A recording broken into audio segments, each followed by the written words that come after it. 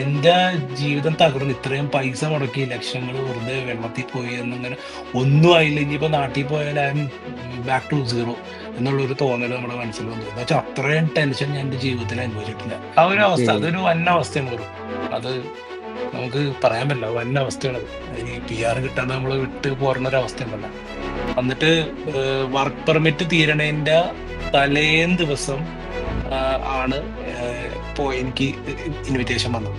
പിന്നെ നാട്ടിലേക്ക്. Canadian citizenship എടുക്കാനുള്ള ഒരു തീരുമാനം എങ്ങനെ എത്തി? അതിലും ഒരു കോൺഫ്ലിക്റ്റ് ഇല്ലായിരുന്നു. ഏതായാലും നാട്ടിലോട്ട് പോകാൻ വേണ്ടി തീരുമാനിച്ചു. അപ്പം ഇത് എടുത്ത് കഴിഞ്ഞ് കഴിഞ്ഞാൽ അതെ. നാട്ടിൽ പോയുള്ള നിപ്പൊക്കെ എങ്ങനെയാവും എന്നുള്ളൊരു കൺഫ്യൂഷനിലായിരുന്നോ? അതെ, പാൻഡമിക് അതെ. പീരീഡ്.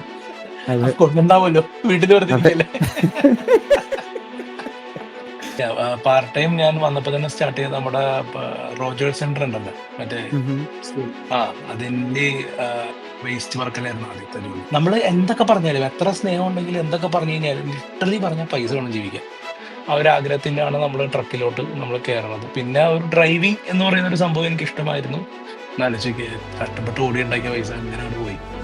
അത് നമ്മൾ ഓക്കെ. ഉറക്കം തന്ന് 11 മണിക്കൂർ കണ്ടിന്യൂസ് ഇരുന്ന് ഓടിച്ചുണ്ടാക്കുന്ന പൈസയാണ്. അത് അതെ. കിട്ടൂല എന്ന് പറയുമ്പോ നമുക്ക് എണ്ണയുടെ ഒരു വിഷമം ഉണ്ടല്ലോ. നമ്മള് ലിറ്ററലി, ഞാൻ പറഞ്ഞില്ലേ, പൈസക്ക് വേണ്ടി കെഞ്ചിയ അവസ്ഥ ഉണ്ടായിരുന്നു.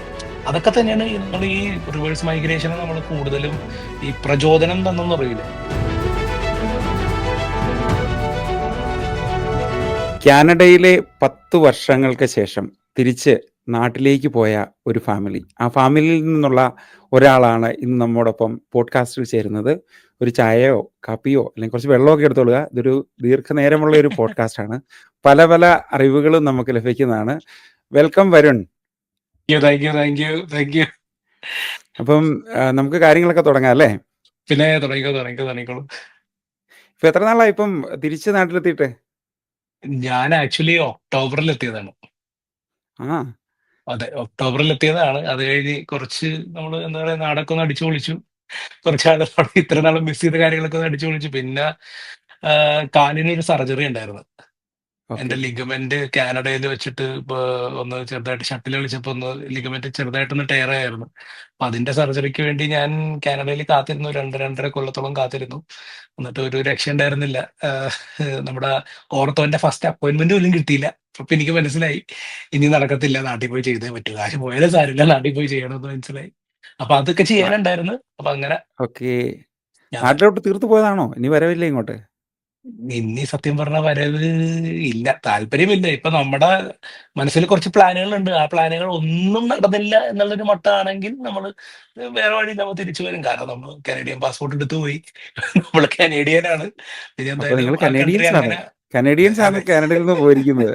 നാട്ടിലെവിടെയാണ് വീടും കാര്യങ്ങളൊക്കെ? നമ്മുടെ സബ്സ്ക്രൈബേഴ്സ് ഒത്തിരി പേര് നാട്ടിൽ നിന്ന് കാണുന്നുണ്ട്. ഓക്കെ. ഓക്കെ, ഓക്കെ, അപ്പൊ ഓക്കെ, ഓക്കെ. നാട്ടിലെ കാര്യങ്ങളൊക്കെ ഒന്ന് പറയുമോ? പിന്നെ നാട്ടില് ഞാൻ എറണാകുളത്താണ് വീട്. എറണാകുളത്ത് വൈപ്പിൻ എന്ന് പറയും. എല്ലാവരും ചെറായി ബീച്ച് എന്ന് കേട്ടിട്ടുണ്ടാവും എറണാകുളത്ത്. അതെ, അതിനടുത്തായിട്ടാണ് വീട്. അങ്ങനെ അത് ഇപ്പൊ എറണാകുളംകാരനാണ്. കാനഡയിൽ എങ്ങനെയാ വന്നത്? കാനഡയിൽ സ്റ്റുഡന്റ് വിസയിലാണോ അതോ PR-ലാണോ? എത്ര വർഷമായി വന്നു? അതൊക്കെ ഒന്ന് ഞാനൊരു പറയാമോ? ഞാൻ 2014 അവസാനം, അല്ല 2015 ആദ്യം, ജൂണിൽ, സോറി, ജാനുവരി ആദ്യമാണ് ഞാൻ എത്തിയത്. ഞാനന്ന് സ്റ്റുഡന്റ് ആയിട്ടാണ് വന്നത്. നമ്മുടെ ടൊറന്റോയിൽ ലാംപ്ടൺ കോളേജ് ഉണ്ട്. ലാംപ്ടൺ കോളേജിൽ പഠിക്കാൻ വേണ്ടിയാണ് ഞാൻ വന്നത്. അങ്ങനെ പഠിത്തമൊക്കെ കഴിഞ്ഞു. പിന്നെ അപ്പൊ പിന്നത്തേക്ക് 10 കൊല്ലം, ഈ ജനുവരി വന്നപ്പോഴേക്കും 10 കൊല്ലമായി. കറക്റ്റ് എക്സാക്ട് 10 10 കൊല്ലം. വർഷം തികച്ചിട്ടാണ് പോകുന്നത് നാട്ടിലോട്ടല്ലേ? Yes, yes. അതെ. അപ്പോൾ അന്നത്തെ അങ്ങനെ സ്റ്റുഡന്റ് ലൈഫ് ഒക്കെ എങ്ങനെ ഉണ്ടായിരുന്നു സ്റ്റുഡന്റ് വന്ന ലൈഫ് സമയത്ത്? ആക്ച്വലി അടിപൊളിയായിരുന്നു. അടിപൊളിയായിരുന്നു. ഉം. കാരണം ഞാൻ വന്നിറങ്ങിയ സമയത്ത് എന്റെ പരിചയത്തിൽ ഒരാൾ അവിടെ കാനഡയിൽ ഉണ്ടായിരുന്നു. പുള്ളിയുടെ ഹെൽപ്പോട് കൂടി നമുക്ക് സ്കാർബ്രോയിൽ തന്നെ ലോറൻസ് അവന്യൂ ഈസ്റ്റ് എന്ന് പറഞ്ഞ ഒരു സ്ഥലമുണ്ട്. അപ്പൊ അവിടെ ലോറൻസ് അവന്യൂ ആൻഡ് പിന്നെ ബാക്കി മറന്നുപോയി. കുറെ നാളായി. ആഹാ. അപ്പൊ അതെ. അവിടെ ഒരു അപ്പാർട്ട്മെന്റ് ഉണ്ടായിരുന്നു. അവിടെ നമുക്കൊരു ഒരു അപ്പാർട്ട്മെന്റിൽ ഒരു റൂം കിട്ടി. പക്ഷെ ആ റൂമിന്റെ അകത്ത് ഞാൻ ചെന്നപ്പോൾ ഓൾറെഡി രണ്ടുപേരുണ്ടായിരുന്നു. ആ രണ്ടുപേരും എന്റെ സെയിം കോളേജിൽ എന്റെ സെയിം കോഴ്സും ആയിരുന്നു, പ്ലസ് മലയാളികളുമായിരുന്നു. അപ്പൊ ഉം, ഉം, ഉം. നമുക്ക് ഏകദേശം എന്താ പറയുക, നമ്മള് നാട് വിട്ടൊരു ഫീലിംഗ് ആക്ച്വലി ഉണ്ടായിരുന്നില്ല. നമ്മള് ഓക്കെ. ആ ഒരു സമയത്ത് നാട് വിട്ടൊരു ഫീലിംഗ് ഉണ്ടായിരുന്നില്ല. നമുക്ക് ഫ്രണ്ട്സ് ഒക്കെ ആയപ്പോ തന്നെ പെട്ടെന്ന് തന്നെ പിന്നെ കോളേജിൽ പോകാനാണെങ്കിലും അടുത്തായിരുന്നു. ഒരു ഒറ്റ ബസ് പിടിച്ചാൽ മതിയായിരുന്നു. അപ്പൊ ആ ഒരു ലൈഫ് നല്ലൊരു ലൈഫായിരുന്നു. വളരെ എന്ത് കോഴ്സാ നല്ലൊരു എടുത്തന്ന്? ലൈഫായിരുന്നു. ഞാൻ ക്വാളിറ്റി എഞ്ചിനീയറിംഗ് മാനേജ്മെന്റ് എന്ന് പറഞ്ഞ കോഴ്സ് എടുത്തത്. അപ്പൊ നാട്ടിൽ നിന്ന് പ്ലസ് ടു കഴിഞ്ഞിട്ടായിരുന്നോ അതോ ഡിഗ്രി കഴിഞ്ഞാണോ വന്നത്? ഇല്ലില്ല, ഞാൻ ഡിഗ്രി കഴിഞ്ഞിട്ടാണ് ഞാൻ പോകുന്നത്. അതെ. ഓക്കെ. ഞാൻ ഇവിടെ നാട്ടിൽ എയർക്രാഫ്റ്റ് എഞ്ചിനീയറിംഗ് പഠിച്ചാണ്. അത് കഴിഞ്ഞിട്ടാണ് ഞാൻ ക്വാളിറ്റി ഓ, എഞ്ചിനീയറിംഗ് ഓക്കെ, പഠിക്കാൻ ഓക്കെ. വേണ്ടി ഞാൻ അങ്ങോട്ട് പോകുന്നത്. ഞാൻ എയർക്രാഫ്റ്റ് എഞ്ചിനീയറിംഗ് പഠിക്കണം എന്ന് വിചാരിച്ചു കാനഡയിൽ. പക്ഷേ ഞാൻ നാട്ടിൽ പഠിച്ച സാധനങ്ങൾ ഞാൻ കാനഡയിൽ ഒന്നേന്ന് സ്റ്റാർട്ട് ചെയ്യണമെന്ന് അവർ പറഞ്ഞു. ഞാൻ അന്വേഷിച്ച് ഓ, കഴിഞ്ഞപ്പോ. അപ്പൊ പിന്നെ അതൊരു ഏകദേശം waste of money and time എന്നുള്ളൊരു ചിന്ത മനസ്സിൽ വന്നപ്പോൾ ഞാൻ കരുതി വന്നു. പിന്നെ നമുക്ക് ജനറൽ ആയിട്ടുള്ള ഒരു കോഴ്സ് ക്വാളിറ്റി എഞ്ചിനീയറിംഗ് മാനേജ്മെന്റ് എടുക്കാൻ കരുതി അങ്ങനെ അതിലോട്ട് കടന്നു വന്നു. അതെ. ഓക്കെ. അതിനുശേഷം അതിൽ തന്നെയായിരുന്നോ കുറെ നാൾ ജോലി ചെയ്തത്? അത് കഴിഞ്ഞിട്ട് ജോലി കിട്ടിയത് അതിൽ തന്നെയായിരുന്നോ? അതിൽ തന്നെ ജോലി കിട്ടി. അത് കാനഡയിലെ തന്നെ സെക്കൻഡ് ലാർജസ്റ്റ് കമ്പനി എനിക്ക് കിട്ടിയത്. ഒരു മാനുഫാക്ചറിങ് കമ്പനിയിൽ ഓക്കെ. കിട്ടിയത്. ഗൾഫിലാണ് കിട്ടിയത്. അപ്പൊ ഞാൻ അവിടെയായിരുന്നു. അത് ഇന്റേൺഷിപ്പ് ആയിട്ട് കയറിയാണ് ഞാൻ. എന്റെ കോഴ്സിന്റെ ഏറ്റവും ലാസ്റ്റ് ഇന്റേൺഷിപ്പ് ഉണ്ടായിരുന്നു. ഒരു 6 മാസം ഇന്റേൺഷിപ്പ് ഉണ്ടായിരുന്നു. ആ ഇന്റേൺഷിപ്പിന്റെ ഭാഗമായിട്ട് ഞാൻ അങ്ങനെ കയറി. അങ്ങനെ ഇന്റേൺഷിപ്പ് തീർന്നപ്പോഴേക്കും എന്റെ വർക്ക് പെർമിറ്റ് തീർന്നു. ഒരു 1.5 മാസം 2 മാസം ഞാൻ ജോലി ഇല്ലാണ്ടിരുന്നു. പക്ഷേ വർക്ക് പെർമിറ്റ് കിട്ടിയപ്പോ തന്നെ ഞാൻ എന്റെ മാനേജറെ കോൺടാക്ട് ചെയ്തു. പണ്ടത്തെ ഇന്റേൺഷിപ്പിന്റെ മാനേജറെ. അപ്പൊ അവര് പറഞ്ഞു ഇങ്ങോട്ട് പോരും, ഒന്നും നോക്കണ്ട, ഇന്റർവ്യൂ ഒന്നും ഉണ്ടായിരുന്നില്ല, ഡയറക്റ്റ് ഹയർ ആയിരുന്നു. അപ്പൊ അല്ല, കാരണം ഓക്കെ. അവർക്ക് ഓൾറെഡി എന്നെ അറിയാം. ഞാൻ അവിടെ 6 മാസം കണ്ടിന്യൂസ് വർക്ക് ചെയ്തല്ലേ. അപ്പൊ അവർക്ക് എന്തായാലും ആളെ വേണമായിരുന്നു. അപ്പൊ ഓ, അതായത് അങ്ങനെ. കോപ്പിന്റെ ഭാഗത്ത് ലഭിച്ച ഒരു അവസരമായിരുന്നു അവിടെ ആ ജോലി യെസ്. ചെയ്യാൻ വേണ്ടി. അതെ, ആ അതെ, കോപ്പ് വഴി തന്നെയാണ് അവിടെ ജോലി കിട്ടിയത് അതെ. അതുവഴി അല്ലേ? തന്നെയാണ് അപ്പൊ ജോലി ഇപ്പൊ കിട്ടിയത്. ഒക്കെ അതെ. പിള്ളേരൊക്കെ കോപ്പ്, ചേട്ടാ കോപ്പ് ഒരെണ്ണം വേണമായിരുന്നു, നമുക്കൊരു 2 മാസത്തേന് സെറ്റ് ചെയ്യാൻ പറ്റുമോ എന്നിങ്ങനെ ചോദിക്കാറുണ്ട്. ആ സമയത്ത് നന്നായിട്ട് അതെ, അതെ. പഠിച്ചുകൊണ്ടും കറക്റ്റായിട്ട് കോപ്പ് ചെയ്തുകൊണ്ടും അല്ലേ ജോലി കിട്ടിയത്? അതെ, അതെ. അതൊരു കാര്യമാണ്. പ്ലസ് വേറെ ഒന്നും ഉണ്ട്. നമ്മള് നെറ്റ്വർക്കിംഗ് എന്ന് പറയുന്ന ഒരു സംഭവം ഉണ്ടല്ലോ. അത് ഉം. ബേസിക്കലി കാനഡയിൽ വേണ്ട ഒരു സംഭവമാണ്. നമ്മള് ഉം. പരമാവധി ആൾക്കാരെ കോൺടാക്ട് ചെയ്യാൻ നോക്കുക. ഞാൻ അന്ന് ചെയ്തത് എന്താന്ന് വെച്ച് കഴിഞ്ഞാല്, ഞാൻ ഇപ്പോഴത്തെ ആൾക്കാരോട് ഞാൻ സജസ്റ്റ് ചെയ്യില്ല. അന്നത്തെ സമയത്ത് ഞാൻ ചെയ്തൊരു സംഭവം എന്ന് വെച്ച് കഴിഞ്ഞാല്, ഞാൻ വന്നപ്പോൾ തന്നെ ലൈസൻസ് എടുത്തായിരുന്നു. അതിനോടൊപ്പം തന്നെ ഈ കോഴ്സ് കഴിഞ്ഞതോടുകൂടി നമ്മൾ ഈ പാർട്ട് ടൈമും കാര്യങ്ങളെല്ലാം ഉണ്ടല്ലോ. അപ്പൊ നമ്മൾ ഓൾറെഡി വണ്ടിയും കാര്യങ്ങളൊക്കെ എടുത്തായിരുന്നു. ഏഹ് ഈ വണ്ടി എടുത്തതിന്റെ ഉദ്ദേശം എന്ന് വെച്ച് കഴിഞ്ഞാല്, നമ്മൾ ഈ പബ്ലിക് ട്രാൻസ്പോർട്ടിൽ നമ്മൾ പോകുമ്പോൾ നമുക്ക് കൂടുതലും അടുത്ത സ്ഥലങ്ങളിൽ മാത്രമേ നമുക്ക് ജോലി അന്വേഷിച്ച് പോകാനുള്ള ഒരു ചാൻസ് ഉള്ളൂ. അപ്പൊ ഞാൻ താമസിച്ചത് പ്രത്യേകിച്ച് സ്കാർബറോയിലായിരുന്നത് കൊണ്ട് എനിക്ക് ഏറ്റവും അടുത്ത സ്ഥലം, അല്ലെങ്കിൽ ഇപ്പൊ മിസ്സാഗ പോകണമെങ്കിലൊക്കെ 2 2.5 മണിക്കൂർ 3 മണിക്കൂറൊക്കെ ട്രാവൽ ചെയ്ത് ബസ്സിൽ പോകണം. അതൊന്നും നമുക്ക് ഫീസിബിൾ ആയിട്ടുള്ള കാര്യമല്ല. അപ്പൊ അതുകൊണ്ട് വണ്ടി എടുത്തു. നമുക്ക് ദൂരെയുള്ള സ്ഥലങ്ങളിൽ നമുക്ക് പോകാൻ ഒരു ചാൻസ് കിട്ടി. അപ്പൊ അന്ന് ഞാൻ ചെയ്തിരുന്നത് കുറെ CV എല്ലാം പിടിച്ച് കെട്ടി വെച്ചിട്ട് നേരെ ഓരോരോ കമ്പനികളിൽ കയറി ഇറങ്ങുന്നു. അതെന്ന് വെച്ചാൽ ഓൺലൈൻ അപ്ലൈ ഒന്നും നേരെ കയറി ഇറങ്ങി ഇവൻ നേരെ കയറിയിട്ട് അവരോട് HR സംസാരിക്കണം എന്ന് പറയുന്ന രീതിയിൽ അങ്ങനെ അങ്ങോട്ട് നേരെ CV കൊടുത്ത് അങ്ങനെയൊക്കെ സംസാരിച്ച് അങ്ങനെയൊക്കെയാണ് പിന്നെ ലിനാമാർ വരെയൊക്കെ എത്തിയത്. അങ്ങനെ എനിക്ക് തോന്നുന്നു എന്റെ ഒരു സാറാണ് പറഞ്ഞത്, ഇങ്ങനെ ഒരു കമ്പനി ലിനാമാർ എന്ന കമ്പനിയുടെ പേര് കേട്ടോ, ഗൾഫിൽ. അതൊരു നല്ല വലിയ കമ്പനിയാണ്. അതെ. അപ്പൊ ഈ പുള്ളി ഗൾഫ് ഗൾഫ് പറഞ്ഞു, എന്ന് പറയുമ്പോൾ ആൾക്കാർ ഓർക്കും ഇനി നമ്മുടെ നാട്ടിൽ അയ്യോ ഗൾഫിലോട്ട് പോയോ. ഗൾഫല്ല ഡിക്ഷണറി ഇത്, വാട്ടർലൂ ഭാഗത്തുള്ള ഗൾഫ്. ഗൾഫ് ഗോൾഫ് ഗോൾഫ് എന്നാണല്ലേ? ഇത് അല്ല, അങ്ങനെയല്ല, ഗോൾഫ് ഒന്നും അല്ല ഇത്. Gulf, Gulf. ഗോൾഫ്. ഉം. ആ, ഗൾഫ് എന്നുള്ളത് അത് ഞാൻ പറയുന്നില്ല, പ്രത്യേക ഞാൻ ഇപ്പൊ. പറയുന്നില്ലത് പറയുമ്പോഴത്തേക്കും ഗൾഫ് ആയി പോകും പിന്നെ. അതല്ല, അതല്ല, ഇതിപ്പോ ഞാനിപ്പോ ഇവിടെ വന്നിട്ട് ഞാനിപ്പോ സാധാരണ ആൾക്കാരോട് ഗൾഫിനെ കുറിച്ച് സംസാരിക്കുമ്പോ എന്റെ വായിൽ ഗൾഫ് എന്ന് തന്നെ, കാരണം ശീലമായിപ്പോ. അതെ, അതെ. നോ. അപ്പൊ അവരിത് ഗൾഫ് എന്ത് സാധനമാണ്. ഏതായിരുന്നു കൊണസ്റ്റാഗോ കോളേജ്? ആ ഭാഗത്ത് ഒത്തിരി മലയാളി കുട്ടികൾ താമസിക്കുന്ന സ്ഥലവും കൂടെ ആണുള്ളത്. അതെ, അതെ, അതെ, അതെ, അതെ. Kitchener Gulf area.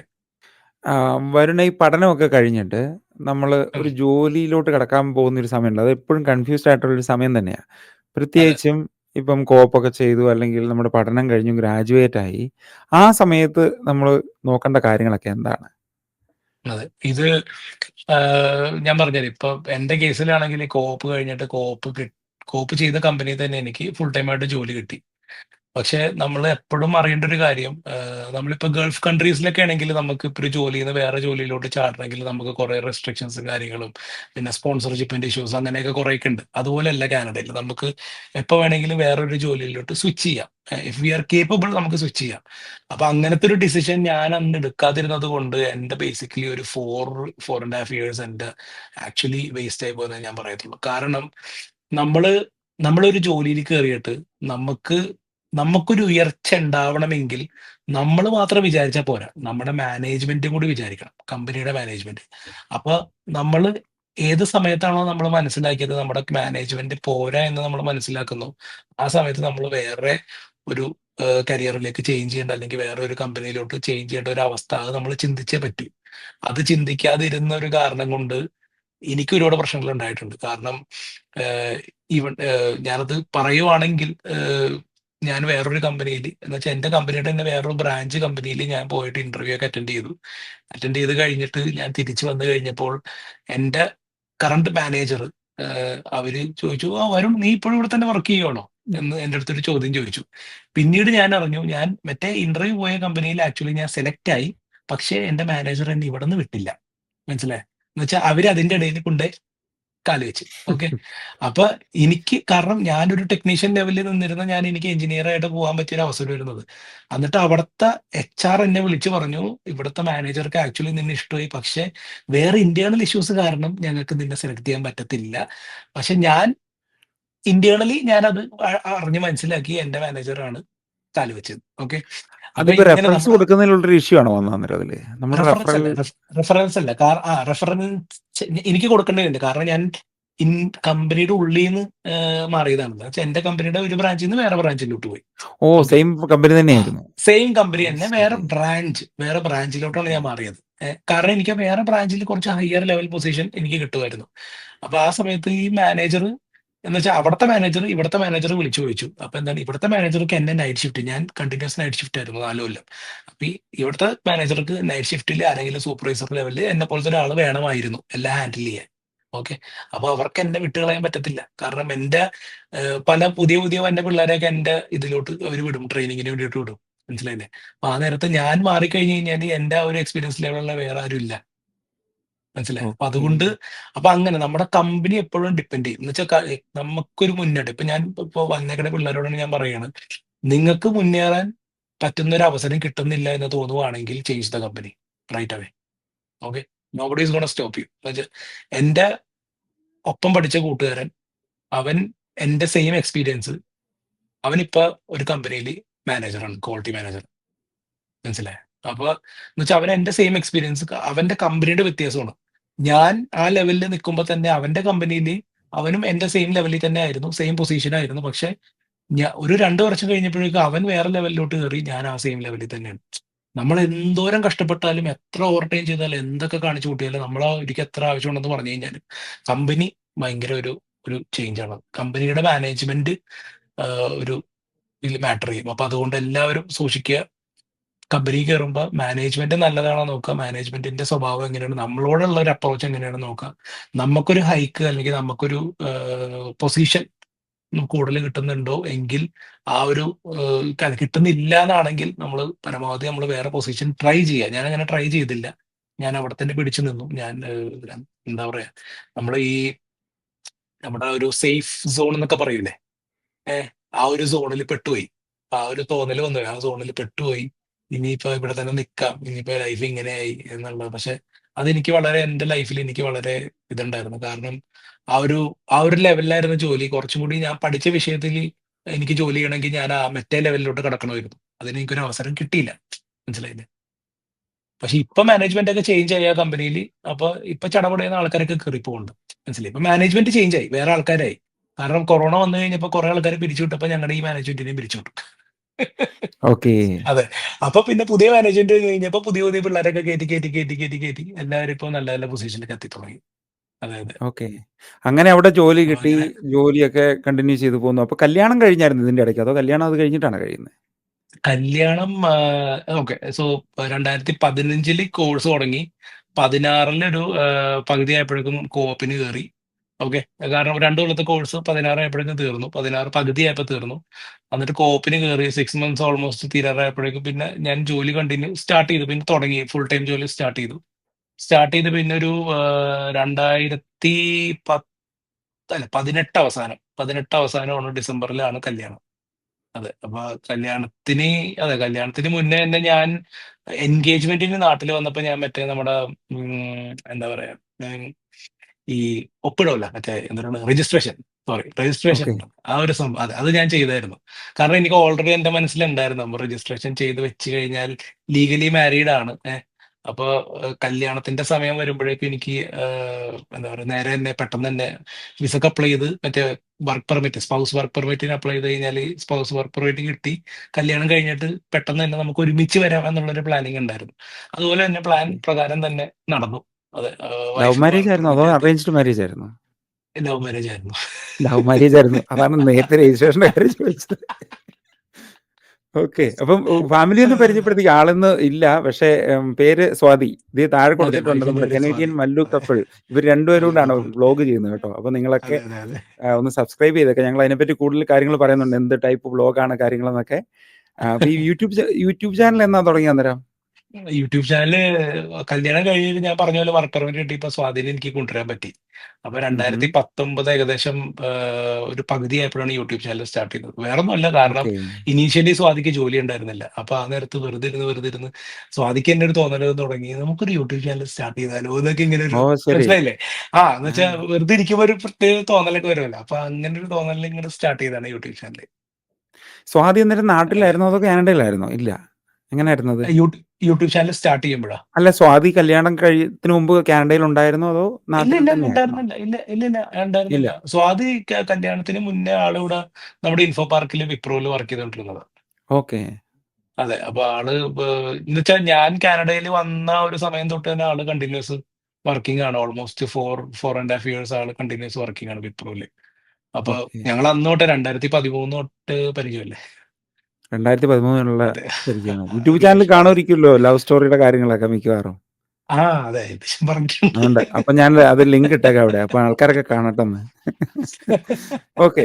അത് എനിക്ക് അടുത്തൊരു കാര്യം ചോദിക്കാനുള്ളത്, വരുന്ന ഉം. അന്നേരം ഈ കല്യാണത്തിന് മുമ്പ് പി ആർ കിട്ടിയ ശേഷമാണോ കല്യാണം കഴിക്കുന്നതോ പി ആറിന് വേണ്ടി അപ്ലൈ ഇല്ല, ഇല്ല, ചെയ്തിരിക്കുന്ന ഇല്ല, സമയമായിരുന്നോ? ഇല്ല, ഇല്ല. ഞാൻ അന്ന് ആക്ച്വലി നമ്മൾക്ക് അറിവില്ലായ്മ എന്ന് പറയില്ലേ, നമ്മള് കൂടുതൽ ഇതിനെക്കുറിച്ച് അറിഞ്ഞിട്ടുണ്ടായിരുന്നില്ല. ഈ പി ആറിന്റെ സംഭവം എത്രത്തോളം, എന്താ പറയാ, റിസ്കി എന്നല്ല, എത്രത്തോളം കോംപ്ലിക്കേറ്റഡ് ആണെന്നുള്ളൊരു കാര്യം നമുക്ക് അറിയില്ലായിരുന്നു. അപ്പൊ ആ ഒരു അറിയാത്തൊരു കാരണം, ഞാൻ എന്റെ മനസ്സിലുള്ള ഒരു തോട്ടായിരുന്നു, എന്റെ വൈഫ് ഇപ്പൊ, എന്താ പറയാ, ഇത്രയും എക്സ്പീരിയൻസ് ഉണ്ട്, പിന്നെ എഡ്യൂക്കേഷനും ഉണ്ട്, കാര്യങ്ങളുണ്ട്, മാസ്റ്റേഴ്സ് ഉണ്ട്, എല്ലാം ഉണ്ട്. അപ്പൊ ചിലപ്പോ ഈ ഒരു കാരണം കൊണ്ട് എനിക്ക് കൂടുതൽ പോയിന്റ്സ് കിട്ടിയാലോ എന്നുള്ളൊരു തോന്നൽ എന്റെ മനസ്സിൽ ഉണ്ടായിരുന്നു. അപ്പൊ അതുകൊണ്ട് ഞാൻ ആ ഒരു സമയത്തിൽ ഒരു ഇനീഷ്യൽ, എനിക്ക് വേണമെങ്കിൽ 2 കൊല്ലം കഴിഞ്ഞ് ജോലിക്ക് കയറി, ഇപ്പൊ 2016 ജോലിക്ക് കയറി 17-18 ആയപ്പോഴേക്കും എനിക്ക് വേണമെങ്കിൽ പി ആറിന് അപ്ലൈ ചെയ്യാമായിരുന്നു. പക്ഷെ ഞാനത് ചെയ്തില്ല. കാരണം ഞാൻ കല്യാണം കഴിഞ്ഞ് വൈഫിനെയും കൂടി കൊണ്ടുവരട്ടെ എന്നുള്ളൊരു ഇതിൽ ഞാൻ അവിടെ ഇരുന്ന്, വൈഫ് വന്നു, ഞങ്ങൾ പി ആറിന്റെ ഫയലിൽ ഞാൻ വൈഫിനെ ആഡ് ചെയ്തു. പക്ഷെ അല്ല, വൈഫിനെ ആഡ് ചെയ്തപ്പോഴേക്കും എന്റെ പോയിന്റ്സ് നേരിടും. ഓ, ആപ്ലിക്കേഷൻ്റെ അല്ലേ, നമ്മുടെ അതെ, സിംഗിൾ അതെ. ആപ്ലിക്കേഷന്, യെസ്, ഫാമിലി യെസ്. ആപ്ലിക്കേഷൻ പ്രശ്നങ്ങൾ. അതെ തന്നെ. ശരി. അതെ തന്നെ. അങ്ങനത്തെ ഒരു ഇഷ്യൂ വന്നു കഴിഞ്ഞപ്പോ വൈഫും IELTS കാര്യങ്ങളൊക്കെ എല്ലാം എഴുതി, എല്ലാം ശരിയാണ്. പക്ഷെ പോയിന്റ്സ് ചടയെന്ന് പറഞ്ഞാൽ ഡിമ്മായി. അതങ്ങനെ ഡിമ്മായപ്പോഴേക്കും എനിക്ക് ഞാൻ ഭയങ്കരമായിട്ട് ഡൗൺ ആയി പോയി. പോയിന്റ്സ് എപ്പോ കയറി വരും എന്നൊക്കെ ഇങ്ങനെ കാത്തിരുന്ന് പോയിന്റ്സ് കയറി വന്നില്ല. എന്നിട്ട് വർക്ക് പെർമിറ്റ് തീരണേന്റെ തലേന്ന് ദിവസം ആണ് ഇപ്പോ എനിക്ക് ഇൻവിറ്റേഷൻ വന്നത്. ഓ. അതും അതും ഇപ്പൊ നവംബർ 14 തീയതിയാണ് വർക്ക് പെർമിറ്റ് തീർന്നത്. ഞാൻ നവംബർ 1 തന്നെ ഞാൻ വൈഫിനെ എന്റെ അപ്ലിക്കേഷനിൽ മാറ്റിയായിരുന്നു. എന്നിട്ട് ഞാൻ ഓക്കെ. ഒറ്റക്ക് വെച്ചിട്ട് ഞാൻ റീസൺ എഴുതി, എന്ന് വെച്ചാൽ വൈഫിനെ ആഡ് ചെയ്യുമ്പോൾ എന്റെ പോയിന്റ്സ് കുറഞ്ഞോളൂ, അതുകൊണ്ട് ഞാൻ ഒറ്റക്കാണ് സബ്മിറ്റ് ചെയ്യണമെന്ന് പറഞ്ഞു റീസൺ എഴുതിയിട്ടുണ്ടായിരുന്നു. സെയിം, ഞാൻ കള്ളമൊന്നും പറഞ്ഞു, നേരെ അങ്ങ് തുറന്നടിച്ച് പറഞ്ഞു എല്ലാം. അപ്പൊ നമ്മള് എന്ന് വെച്ചാൽ എന്തും ഫേസ് ചെയ്യാന്നുള്ള ഒരു സിറ്റുവേഷനിൽ എത്തി, എന്ന് വെച്ചാൽ ടെൻഷൻ അടിച്ചിട്ട് നമുക്ക് വേറെ വഴിയില്ല. അതെ. അപ്പൊ ഇപ്പോഴത്തെ അതെ, സാഹചര്യം അതാണല്ലോ. പിള്ളേരെല്ലാരും ഉം, നിൽക്കുന്നത് അത് തലേദിവസം ആ ഒരു, പോയിന്റ്സ് കയറി വരിക, അതൊരു വലിയ പിന്നല്ലാതെ, ഭാഗ്യമാണ്. അതെ, അത് അയ്യോ, വലിയൊരു ടെൻഷൻ, പിന്നല്ലാണ്ട്. ഏറ്റവും അത് ടെൻഷൻ അടിക്കുന്ന ഒരു സമയമാണിത്. ഞാൻ ഓർക്കുന്നുണ്ട്, ഞാൻ എന്റെ കമ്പനിയിൽ, ഈ ലിനമറിൽ, ഞാൻ ഈ കമ്പനിയിൽ എനിക്ക് കൊണ്ട് ഞാൻ റെസിഗ്നേഷൻ, അല്ല, അവര് HR എന്നോട് പറഞ്ഞു, ഞങ്ങൾ നിന്നെ ടെർമിനേറ്റ് ചെയ്യും. ഞാൻ പറഞ്ഞു, എന്നെ ടെർമിനേറ്റ് ചെയ്യല്ലേ. അപ്പൊ ഞാൻ എന്താണ്, എന്നെ ടെർമിനേറ്റ് ചെയ്ത എന്റെ പ്രൊഫൈലിൽ ആ ടെർമിനേഷൻ എന്ന് പറഞ്ഞ് കിടക്കും. അതുകൊണ്ട് ടെർമിനേഷൻ വേണ്ട, ഞാൻ റിസൈൻ ചെയ്യുന്നു എന്നും പറഞ്ഞിട്ട് ഞാൻ തന്നോളാം. ഓക്കെ, എന്റെ വർക്ക് പെർമിറ്റ് തീരുന്നു, ഞാൻ റിസൈൻ ചെയ്യുന്നു എന്ന് പറഞ്ഞിട്ട് ഞാൻ അപ്പൊ ഞാൻ ലെറ്ററൊക്കെ ഇമെയിലൊക്കെ ടൈപ്പ് ചെയ്തിട്ട് ഞാൻ ഡ്രാഫ്റ്റിൽ ഇട്ട് വെച്ചേക്കിട്ടുണ്ട്, ഞാൻ സെൻഡ് ചെയ്യാൻ വേണ്ടിയിട്ട്. കാരണം എങ്ങാനും പോയിന്റ്സ് വന്നിട്ടുണ്ടെങ്കിൽ നേരെ സെൻഡ്, ഒന്നുമില്ല, പിന്നെ നമ്മൾ ഇന്ത്യൻ ഇമിഗ്രന്റ് ആണ്. മനസ്സിലായില്ലേ, ഇല്ലീഗൽ സ്റ്റാറ്റസ് ആണ്. കാരണം അതെ. സ്റ്റാറ്റസ് ഒന്നുമില്ല, നോ സ്റ്റാറ്റസ്. അപ്പൊ നേരെ നാട് വിടാന്നല്ലാണ്ട് വേറെ വഴിയൊന്നുമില്ല. കാരണം എന്റെ വർക്ക് പെർമിറ്റ് തീരും, എന്റെ വൈഫിന്റെയും തീരും. കാരണം എന്റെ ബേസിസിലാണ് അവള് വന്നേക്കണം. അപ്പൊ അതുകൊണ്ട് ഞങ്ങളുടെ രണ്ടുപേരും ഒരുമിച്ച് തീരുന്ന ദിവസം, അപ്പൊ തലേം ദിവസം ഞാൻ ഇരുന്ന് അപ്ലൈ ചെയ്തിട്ട്, അങ്ങനെ ഭാഗ്യത്തിന് പോയിന്റ് വന്നു, എനിക്ക് ഒറ്റക്ക് PR കിട്ടി. അന്ന് തന്നെ ആ ഇരുന്നിരിപ്പിൽ തന്നെ ഞാൻ മറ്റേ ബ്രിഡ്ജ് ഓപ്പൺ വർക്ക് പെർമിറ്റിന് അപ്ലൈ ചെയ്തു. ഏഹ് അതിനോടൊപ്പം തന്നെ എന്റെ വൈഫിന്റെ വർക്ക് പെർമിറ്റ് എക്സ്റ്റൻഷനും അപ്ലൈ ചെയ്തു. 3 ആപ്ലിക്കേഷൻ ഞാൻ ഒരൊറ്റ ഇരുന്നിരിപ്പിൽ ചെയ്തിട്ട് ഞാൻ കിടന്നുറങ്ങി. അതെ. അപ്പൊ അന്നേ പോകാൻ വേണ്ടി പ്ലാൻ എല്ലാം ചെയ്ത് കാണാമായിരിക്കുമല്ലോ ആ സമയത്ത്. അയ്യോ! സത്യായിട്ടും. ഞാൻ അന്ന് ഭയങ്കര എന്ന് വെച്ചാ ഞാന് എന്റെ ജീവിതം തകർന്ന് ഇത്രയും പൈസ മുടക്കി ലക്ഷങ്ങള് വെറുതെ വെള്ളത്തിൽ പോയി എന്നിങ്ങനെ ഒന്നും ആയില്ല. ഇനിയിപ്പോ നാട്ടിൽ പോയാൽ I am back to zero എന്നുള്ളൊരു തോന്നല് നമ്മുടെ മനസ്സിൽ വന്നു. എന്ന് വെച്ചാൽ അത്രയും ടെൻഷൻ ഞാൻ എന്റെ ജീവിതത്തിൽ അനുഭവിച്ചിട്ടില്ല. ലിറ്ററലി പറയുകയാണെങ്കിൽ ആ സമയത്ത് വൈഫിന് ജോലി ഉണ്ടായിരുന്നു. വൈഫ് ജോലിക്ക് പോയി. എനിക്ക് അവളെ പോയി പിക്ക് ചെയ്യണമായിരുന്നു. ജോലിന്ന് പോയി പിക്ക് ചെയ്യണമായിരുന്നു. ഞാൻ പോയില്ല. ഞാന് ഈ ആപ്ലിക്കേഷൻ എല്ലാം പിആറിന് അപ്ലൈ ചെയ്തു, ബ്രിഡ്ജ് ഓപ്പൺ വർക്ക് പെർമിറ്റിന് അപ്ലൈ ചെയ്തു, പിന്നെ വൈഫിന്റെ എക്സ്റ്റൻഷന് വേണ്ടി അപ്ലൈ ചെയ്തു. ഇതെല്ലാം ചെയ്തിട്ട് ഞാനൊരു ഉറക്കം ഉറങ്ങി. മറ്റേ ഈ റിലാക്സ്ഡ് ഉറക്കം എന്ന് പറയൂലേ, ആ ഉറക്കം ഉറങ്ങിയിട്ട് ഞാൻ വൈഫിന്റെ കോള് വന്ന പോലും അറിഞ്ഞില്ല. അവള് താഴത്ത് വന്നിട്ട് ഡോറ് തുറയാണ്ട് വന്നിട്ട് കിടന്ന് കരയണായിരുന്നു. ഞാൻ നോക്കിക്കഴിഞ്ഞപ്പോ 40 മിസ് കോള്. ഞാൻ ഇപ്പോഴും ഓർക്കേണ്ടത്. ഓ. എന്നിട്ട് ഞാൻ ഓടിയത് ഞാൻ ഓർക്കണത്. ഞാൻ ഓടി താഴത്തേക്ക് എന്നിട്ട് അയ്യോ എന്ന് പറഞ്ഞ് ഞാൻ ഓടി താഴത്തേക്ക് ഡോർ തുറക്കുമ്പോ ആളിങ്ങനെ കരഞ്ഞേക്കണ്. അയ്യോ എന്തോ പറ്റിയെന്ന് പറഞ്ഞിട്ട്. മനസ്സിലായോ? അങ്ങനത്തെ ഒരു ആ ഒരു ഓക്കെ. അവസ്ഥ അതൊരു വൻ അവസ്ഥയാണ് ബ്രോ. അത് നമുക്ക് പറയാൻ പറ്റില്ല. വൻ അവസ്ഥയാണത്. ഈ പിആർ കിട്ടാണ്ട് നമ്മള് വിട്ട് പോരണ ഒരു അവസ്ഥ ഉണ്ടല്ലോ. അത് ഞാൻ അതിപ്പം നേരില് ഒത്തിരി ആൾക്കാരും കണ്ടിട്ടുള്ളതാണ്. ഫേസ് ചെയ്യുന്ന ഒരു സംഭവമാണല്ലോ. ഇപ്പം പിന്നെ നിങ്ങളുടെയൊക്കെ ആ സമയത്ത് അങ്ങനെ ഒത്തിരി പേര് തിരിച്ചു പോകുന്ന സാഹചര്യം ഉണ്ടായിരുന്നോ? നിങ്ങളുടെ ബാച്ച് ആ സമയങ്ങളിലൊക്കെ? എന്റെ അതും ഇപ്പോഴും എന്റെ എൻ- എന്റെ ബെസ്റ്റ് ഫ്രണ്ട് ഞാനത് പോയിട്ടുണ്ട്. കണ്ടതാണ്. ഞാനിപ്പോഴും ഓർക്കുന്നുണ്ട്. അവനെ ഞാൻ ഓൺ റൂട്ടിൽ വെച്ചിട്ട് കണ്ടുമുട്ടിയത്. അവൻ മിസ്സസാക്കിലോട്ട് അവന്റെ ഫ്രണ്ടിന്റെ വീട്ടിലോട്ട് പോയിട്ട് അവന്റെ കാർ അവിടെ ഇട്ടിട്ടുണ്ട് അവൻ പോയി. അവന് പിആറിന്റെ പോയിന്റ്സ് കിട്ടിയില്ല. പോയിന്റ്സ് വർക്കൗട്ട് ആയില്ല. എക്സ്പീരിയൻസ് അല്ലാണ്ട് കനഡിയൻ എക്സ്പീരിയൻസ് ക്ലാസ്സിൽ എക്സ്പീരിയൻസ് ഒക്കെ ഉണ്ട്. പക്ഷെ അവന് പോയിന്റ്സ് കിട്ടാണ്ട് ആള് കാർ മിസ്സസാക്കിയിൽ അവന്റെ കൂട്ടുകാരന്റെ ഗരാജിൽ ഇട്ടുണ്ട് അവൻ പോണ പോക്ക് അതെനിക്ക് ഓർമ്മയുണ്ട്. ഞാൻ എന്നിട്ട് എന്താ പറയാ ഓൺ റോഡിൽ വെച്ച് ഞാൻ അവനെ കെട്ടിപ്പിടിച്ചു ലിറ്ററലി. ഞാൻ പറയാ എന്തൊരു അവസ്ഥയാണ്. കാരണം ഞങ്ങൾ രണ്ടുപേരും ഒരുമിച്ച് കാനഡക്ക് വേണ്ടിയിട്ട് IELTS പോയി. ഒരുമിച്ച് വിസക്ക് അപ്ലൈ ചെയ്തത് എല്ലാം ഞങ്ങൾ ഒരുമിച്ചായിരുന്നു. ഒരുമിച്ച് കാനഡയിലെത്തി. പക്ഷെ ഭയങ്കര ഒരു അവസ്ഥയായിരുന്നു. പക്ഷെ ഇപ്പൊ ആൾക്ക് പിആർ കിട്ടിയിട്ടാ. പിന്നെ പോയിന്റ്സ് താന്നു കഴിഞ്ഞപ്പോ ആള് വന്ന പിആർ കുറച്ചാള് ഓ, നാട്ടില് നാട്ടിൽ പോയിട്ട് എനിക്ക് തിരിച്ചു തോന്നുന്നു. വന്ന് എടുത്തു. അതെ. ഉം. അതെ. കാരണം പോയിന്റ്സ് എപ്പോഴും വാലിഡ് ആണല്ലോ. എക്സ്പീരിയൻസ് ഇസ് ഓൾവേസ് വാലിഡ് അല്ലേ. അപ്പൊ ഉം. പുള്ളിക്ക് എക്സ്പീരിയൻസ് ഉണ്ടായിരുന്ന കാനഡ എക്സ്പീരിയൻസ് ക്ലാസ്സിൽ പുള്ളി ആപ്ലിക്കേഷൻ അല്ല ഓൾറെഡി ഇട്ട് വെച്ചേക്കണായിരുന്നു. പുള്ളിക്ക് ഒരു എനിക്ക് തോന്നുന്നു ഓൾമോസ്റ്റ് 1.5 ഇയർ 2 ഇയർ സംതിങ് എന്ത് പുള്ളി നാട്ടിൽ നിന്നുണ്ട് അതിന് വേണ്ടിയിട്ട്. അപ്പൊ എന്നിട്ട് ഇപ്പോൾ പിന്നെ ഉള്ളവരോട് തിരിച്ചു കയറി വന്നു. പറയാനുള്ളത് ഇത് തന്നെയല്ലേ? നമ്മളിപ്പം അതെ, അത്രേ പ്രോപ്പറായിട്ട് ഉള്ളൂ. പോവുകയാണെങ്കിൽ ആ ഒരു പ്രതീക്ഷയുണ്ട് അതെ, പിന്നെ ആൾക്കാർക്ക്. അതെ. അതെ. പിന്നെ ഇല്ലീഗൽ സ്റ്റേ നിന്ന് അതെ കഴിഞ്ഞാൽ പണിയാണ്. ഇല്ലീഗൽ സ്റ്റേ നിൽക്കുന്നത് ഭയങ്കര മോശമാണ്. കാരണം നമ്മള് ഒരു സ്റ്റെബിലിറ്റി ഇല്ല. നമ്മൾ എപ്പോ വേണേലും പോരാമെന്നുള്ളൊരു മെന്റാലിറ്റിയിൽ നിൽക്കേണ്ടി വരും. ഏത് നിമിഷം ഉം. വേണേലും ചിലപ്പോ അതേ വരണ മറ്റേ ഈ ആള് ദേ അയോധ്യ അയാൾ വരണം എന്നെ പുറത്താക്കും കഴിയും. അങ്ങനത്തെ ആ അതെ, ഒരു അതെ. മെന്റാലിറ്റിയിലെ ജീവിതം മുന്നോട്ട് പോകാൻ പിന്നെ ആലോചിക്കുക. പിആർ കിട്ടിയ ശേഷം പിന്നെ ഉടനെ തന്നെ സിറ്റിസൺഷിപ്പ് എടുത്ത് കാണും അല്ലേ? കാരണം അധികം താമസിയാണ്ട് തന്നെ. ഇല്ല. ഇല്ല. എനിക്ക് പിആർ കിട്ടിയത് 2019 അല്ല അതെ 2020 എനിക്ക് പിആർ കിട്ടുന്നത്. അല്ല പിആർ കിട്ടിയത് 2020 അതെ 18 19 അപ്ലൈ ചെയ്ത് 20 എനിക്ക് അതാണ് ഇത്രയും നാള് എന്നെ കൊണ്ട് വെയിറ്റ് ചെയ്യിച്ചു ഇൻവിറ്റേഷന് വേണ്ടിയിട്ട്. ഉം. പിആർ എത്ര നാൾ എടുത്തെന്നറിയോ? വെറും അതും 2 മാസം. സമയമെടുത്തു. 2 മാസം. അതെ. അതാണ് ഓക്കെ. ഞാൻ അതിശയിച്ചു പോയി. ഞാൻ ഭയങ്കരമായിട്ട് അതിശയിച്ചു പോയി. ഇത്രയും നാൾ എന്നെ വെയിറ്റ് ചെയ്യിച്ചിട്ട് ഏറ്റവും അവസാനം അപ്ലൈ ചെയ്ത് കഴിഞ്ഞപ്പോ വെറും 2 മാസം കൊണ്ട് പിആർ 2 കിട്ടി. മാസം കൊണ്ട് കിട്ടി. അയ്യോ അത് ഭയങ്കര ഫാസ്റ്റ് ആയിരുന്നു. ഓക്കെ. 2020 ജനുവരി അല്ല ഫെബ്രുവരിയിൽ എനിക്ക് പിആർ കിട്ടി. അതെ ഓക്കെ. പിന്നെ അങ്ങനെ. കനേഡിയൻ സിറ്റിസൺഷിപ്പ് എടുക്കാനുള്ള ഒരു തീരുമാനം എങ്ങനെ എത്തി? അതിലും ഒരു കോൺഫ്ലിക്റ്റ് ഇല്ലായിരുന്നു. ഏതായാലും നാട്ടിലോട്ട് പോകാൻ വേണ്ടി തീരുമാനിച്ചു. അപ്പം ഇത് എടുത്ത് കഴിഞ്ഞ് കഴിഞ്ഞാൽ അതെ. നാട്ടിൽ പോകാനുള്ള നിപ്പൊക്കെ എങ്ങനെയാവും എന്നുള്ളൊരു കൺഫ്യൂഷനിലായിരുന്നോ? അതെല്ലാവർക്കും ഉള്ളതാ. ശരിക്കും ഉള്ളതാ അത്. അതെ അല്ല എനിക്ക് അതെങ്ങനെയായിരുന്നു ഹാൻഡിൽ ചെയ്തത്? എന്റെ ഒരു ബേസിസ് എന്ന് വെച്ച് കഴിഞ്ഞാല് എനിക്ക് ആ ഒരു കാര്യത്തിൽ എനിക്കൊരു ധൈര്യം ഉണ്ടായിരുന്നു. നമ്മളിപ്പോ ഏ- ഏത് ഗുദാമിൽ കൊണ്ടിട്ട് കഴിഞ്ഞാലും നമ്മൾ പിടിച്ചു നിൽക്കും എന്നുള്ളൊരു തോന്നലുണ്ടല്ലോ. അത് നമ്മുടെ മനസ്സിൽ വന്നു. അത് ബേസിക്കലി കാനഡയിൽ വന്നപ്പോ തന്നെ അത് വരത്തിച്ചു. ആ ഒരു തോന്നല് നമുക്ക് വന്നു. നമുക്ക് എന്ത് ജോലിയും ചെയ്യാം. ഏഹ് അങ്ങനെയുള്ള ഒരു തോന്നല് നമുക്ക് വന്നു കഴിഞ്ഞപ്പോ പിന്നെ കുഴപ്പമൊന്നുമില്ല. കാരണം എനിക്ക് എന്താ പറയാ ആ ഇനീഷ്യലി ഒരു പേടി ഉണ്ടായിരുന്നു. പക്ഷെ പിന്നീട് നമ്മള് ഞാൻ പറഞ്ഞില്ലേ നമ്മൾ ഈ കുറെ പേടി അനുഭവിച്ച് ഈ ചെറിയ ചെറിയ കാര്യങ്ങളൊക്കെ ഒരു മരുന്ന് ഒന്നുമില്ല എന്നൊരു തോന്നൽ. അതെ, അനുഭവങ്ങളാണല്ലോ ഓരോ പാഠങ്ങൾ പഠിപ്പിക്കുന്നത് പറഞ്ഞ കണക്കല്ലേ? ശരിക്കും. സത്യം. ഓക്കെ. അതെ. സിറ്റിസൺഷിപ്പ് എന്ന് പറയുമ്പോ അത് എനിക്ക് ഞാൻ പറയാം 2020 എനിക്ക് പിആർ കിട്ടി. പിന്നെ ഒരു 21 22 22 ഞാൻ എലിജിബിൾ ആണ്. നമ്മള് പിആർ കിട്ടിക്കഴിഞ്ഞിട്ട് 2 ഇയേഴ്സ് അറ്റ്ലീസ്റ്റ് വെയിറ്റ് ചെയ്യണം. 3 ഇയേഴ്സ് ആണ്. പക്ഷെ ഞാൻ പഠിച്ചത് കൊണ്ടോ അല്ല പഠിച്ചതല്ല എനിക്ക് വർക്ക് പെർമിറ്റ് ഉള്ളത് കൊണ്ട് ആ ഒരു ബേസിസിൽ എനിക്ക് 1 ഇയർ എന്തോ കുറവ് കിട്ടി. അപ്പൊ അങ്ങനെ എനിക്ക് ഓക്കെ. ആഹ്, ആ 2 കൊല്ലത്തിനുള്ളിൽ എനിക്ക് അപ്ലൈ ചെയ്യാൻ പറ്റി. അതെ. പിആർ കിട്ടിയിട്ട്. എക്സാക്ട് 2 കൊല്ലം. 2 എന്നുവെച്ചാ വർഷം കൊണ്ട് പിആർ കിട്ടി. അതെ 2020 ഫെബ്രുവരിയിൽ എനിക്ക് പിആർ കിട്ടി. അല്ല സോറി മാർച്ചിൽ പിആർ കിട്ടി. എനിക്ക് 2022 മാർച്ചിൽ എനിക്ക് ഞാൻ എലിജിബിൾ ആയി. അങ്ങനെ സിറ്റിസൺഷിപ്പിന്. ഇപ്പോൾ അത് എലിജിബിൾ ഈ ആയി. വർക്ക് പെർമിറ്റിലുള്ള സമയത്തെയും കാൽക്കുലേറ്റ് ചെയ്യുന്നുണ്ട്. ആ സമയത്ത് അങ്ങനെ കാൽക്കുലേറ്റ് ചെയ്യുന്നുണ്ടായിരുന്നോ അത്? ഈ ഉണ്ട് ഉണ്ട് ഉണ്ട്. ഒരു എന്റെ സമയത്ത് ഉണ്ട്. ഉണ്ടായിരുന്നു. ആ അതെ സമയത്തും അങ്ങനെ അതെ കാൽക്കുലേറ്റ് അതെ ചെയ്യുന്നുണ്ട്. അതെ. അതെനിക്ക് തോന്നുന്നു അവർ സ്റ്റാർട്ട് ചെയ്തോളുന്നുണ്ട് ആ ഒരു സമയത്തൊക്കെ എന്തോ. എനിക്ക് തോന്നുന്നു ആ ഒരു ഓക്കെ. സമയത്തൊക്കെയാണ് അവർ സ്റ്റാർട്ട് ചെയ്തതെന്നുണ്ട്. രണ്ടാളും വന്നിട്ട് സിറ്റിസൺഷിപ്പ് എടുത്തോ? അതോ സ്വാതി പിആറിൽ തന്നെയാണോ ഇപ്പളും പോകുന്നത്? അയ്യോ ഇല്ല ഇല്ല. സ്വാതി ഇപ്പോഴും പിആർ തന്നെയാണ്. ഓക്കെ. അത് റിന്യൂ ചെയ്ത് വന്നിട്ടില്ലേ? അതെ. സ്വാതിക്ക് ഒരിക്കലും താല്പര്യമില്ല സിറ്റിസൺഷിപ്പ് എടുക്കാൻ. വേറൊന്നുമല്ല. അത് എനിക്കും താല്പര്യമില്ല.